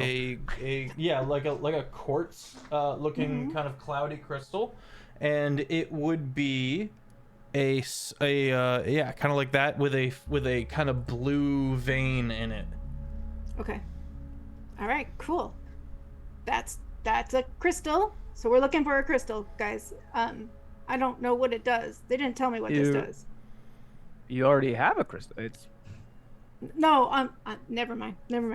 Thank you, Mentee. I appreciate it. You've been very helpful. I know. Albert nods at you and then Okay. Flying Your alligator. gods are strange. Tell me about it. All right, I'm going to put this in my pocket and make sure it's an inside pocket so you can't see that I've got it. All right, cool. One thing down. Now what? What do you guys want to do next? what I will do now, because we have to wrap up here in a minute. You guys got the thing that can conduct life essence. You can either choose to use that and spend the weekend figuring out how it works. The odds of you being able to find a crystal that this god went to a different plane of existence to get on this island are not high. Okay. So using that to track down something else on this island that is like that is probably not likely, although Okay. I can't say it's 0% chance if that is a thing that you wanted to do. But it could be used as a catalyst for whatever Ellis is making. I was just thinking the exact same thing. Because, again, Rick didn't see any of that. The minute they said, "Oh yeah, Ellis gonna have it," he left. Just left. You know he's alive because the cat is still on Olok's shoulder. Just like, nope. But yeah. No. I'll say, Rick, once you get to the pub and you knock, the door opens automatically because of contraptions, and Ellis just tosses the tracker at you and goes, "I was much quicker than I thought I was gonna be. You're welcome." Holy crap. Great. Thank you for making me go through the last 10 minutes of my existence. You were gonna do it anyway. You're welcome.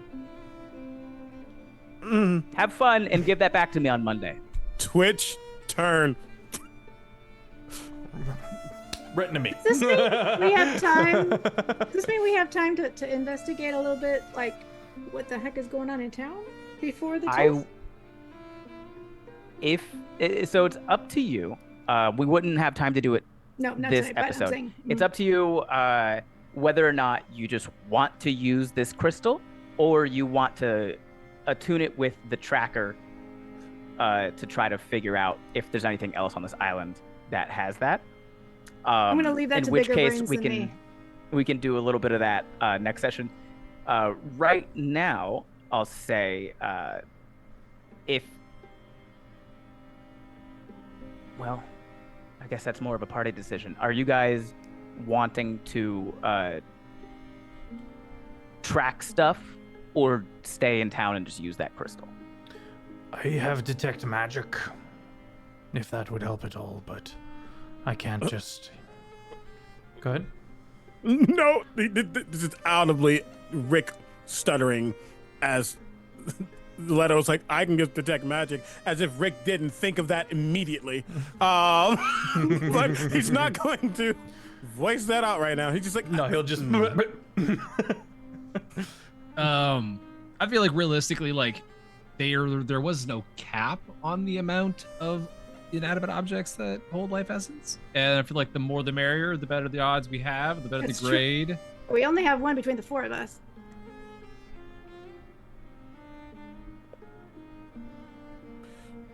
we will be able if we track, we can find. Ritual cast. Detect magic. That's true. So tempted to counterspell it just because I can. I'm not going to. You got a 10-minute counter spell? It's a ritual cast! No, what it is at the end of the 10 minutes, just cut it. And I'm just... It's rude. So, if you guys are doing the tracking thing, I would say that before you head out, you probably would take a moment to go back to your homes, get things ready, pack up, whatever you need to do, and then meet in town again to head out together. When you guys do go home, back to your dorm rooms, Rick, you find a note in one of your pockets. Someone must have slipped it in there while you guys were walking around town. A slight bump, sleight of hand, something. And I'm going to privately message you what this note says. You see, he gets back and just feels that weight, even though it's paper. Looks at it.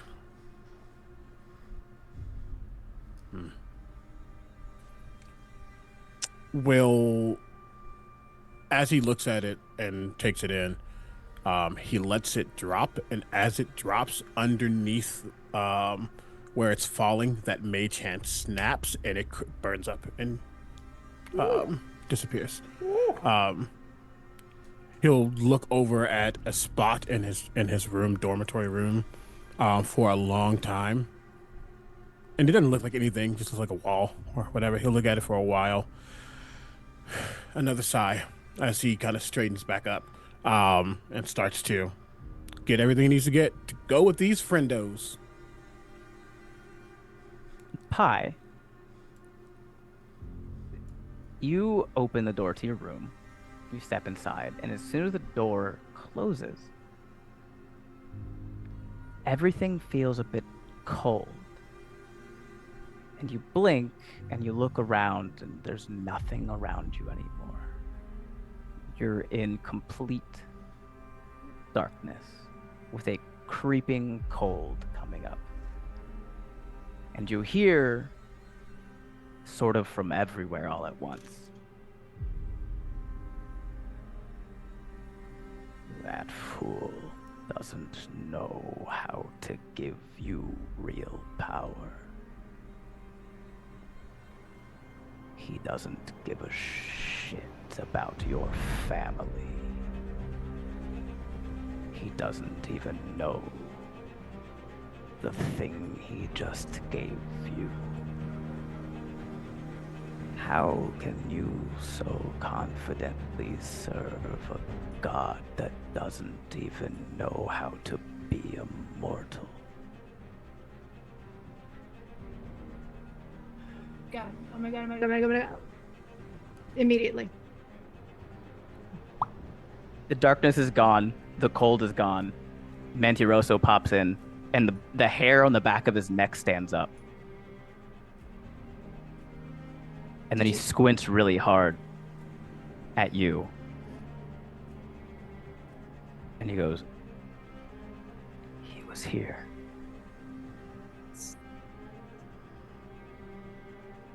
Is that who I think it was? Was that hunger?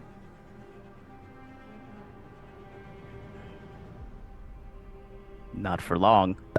Mentiroso pops away as well. And you are left with a lingering message of, think about who you serve. And that is where we will end today's episode. thank you guys so much for watching and coming along and joining in. Things are off to a cracking start. I'm very happy with today's episode. We got to meet the people. We got to have some good times. There were jokes. We got to meet some old characters as well. And they had fun little moments. The Ellis sack got to be brought back in. If you guys don't know what some of those inside jokes were, you can go back and watch last season's episodes. Ellis and Arcturion were teammates back then. That was Aiden playing as Arcturion, and Kiki Does Stuff, who's in the chat right now, was playing as Ellis. Did she ever actually end up in the bag, or was it just a threat? No, I don't think she ever actually got tossed in the bag. It was close. Sure. It was did cut the scene, if I remember correctly, from the bag being like brought up. So maybe. But the clip in the Discord says Kiki. Yeah. Okay. It's silly. It's silly fun time. So I hope you guys are enjoying the silly fun time. I try my best to make it equal parts silly and also always end on an uh-oh. The endings are always the best endings. With that being said, let me just pop it on over to CB. Hello. Jesus, this is a fun campaign already. If you don't know who I am, my name is Omega Jones, also known as Critbard across all social media channels. He's a pronouns again. I've been Ric Femine II, aka Rick, who is overit.com. And I'm very, very excited to see what happens from here. You can find me typically on Tuesdays on his main show, Terraform, with these folks, most of these folks. We gotta get Aiden to guest. And other places such as twitch.tv/Captain Robert on Thursdays and twitch.tv/Great Hit Chronicles on Fridays. Yeah, that's. I don't really have anything else, I think. Not right now. If you go into MagicCon Vegas, I will be in MagicCon. That's me. I'm gonna pass it to Aiden. I am Shay Aiden. You can find me at Shay Aiden on mostly everything. Don't have a lot going on right now. I will be at the Oregon Ren Fair June 28th to the 29th. I did post my tactical wizard outfit on all of my social medias. So if you see me there, please, I do not bite. Come say hi. You're not bothering me. This campaign is already so much fun. I love it. I love how our characters are meshing together. I love references to old characters, which have been great. And I love that yet another of my giant characters gets to put somebody in a burlap sack, maybe. I'm super excited to see where this campaign goes, and I'm excited for all of you to be there. So I will pass it off to Annie. Hey everybody, I'm Annie. I am known on all the places. I was an adult and consolidated all my social media, so I'm here to learn 5 on everything. I do make those little TikTok effects, and it'd be awesome if I got paid for them some point. But anyway, I know it's not going to happen. I'm totally understanding that. But yeah, so if you want to follow me, that's who I am. Pi is freaking out. She may act spectacularly irritated by the cat. She does have some affinity for the cat. Just the most regretful affinity for the cat, but she likes him. She's she's scared, but she doesn't. She's a little scary when she's scared. So we'll see how that pans out. But it's just fun, right? Mm-hmm. It's me. Hello. I am the Feffers. I am normally the dungeon master of the Longshot table, but we're in our summer series. Don't go anywhere. We're going to be doing a raid. Shout out to Aiden for recommending tonight's raid. Good bean. Do go show them some love. But a couple of announcements to get through first.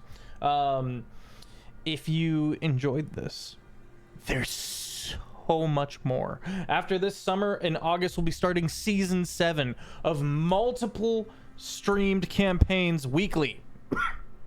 That is so much content. If you are fiending for really funny, really epic D&D content, go over to the YouTube Longshot. I got your fix for you. Last time I said that, last month, someone was like, hey, in October, you told me that you've got my fix. I've watched it all.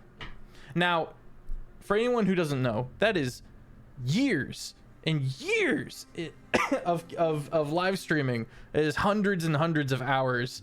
And we need to make like a wall, like a trophy wall, like a wall of fame of people who have run the Longshot gauntlet. I don't know how. I guess I'd quiz them. Anyway, I'm getting off topic. If you would like to join our community, head over to the Discord. The shorts are made by the wonderful Annie. You can find those on the Instagram and the TikTok and the YouTube. I think that's it. Tune in next Monday for the beginning of our second summer series with Duel Masters. Kiki does stuff and James, aka Hugger Muggard. Amazing beans. We have a rock star cast, and of course the amazing art is being done by Oddity Draws, who I love them so much. I love them so much, and they did such a good job. I've actually never fallen in love with my own character so hard before. Like, I love this boy. Like, I feel like I need to bring this art justice. Yeah, amazing. I think that's it. Everyone pile into this raid. Have an excellent rest of your week. I'll be streaming video games throughout the week, mostly Night Rain. We'll see you all next week. The thing now.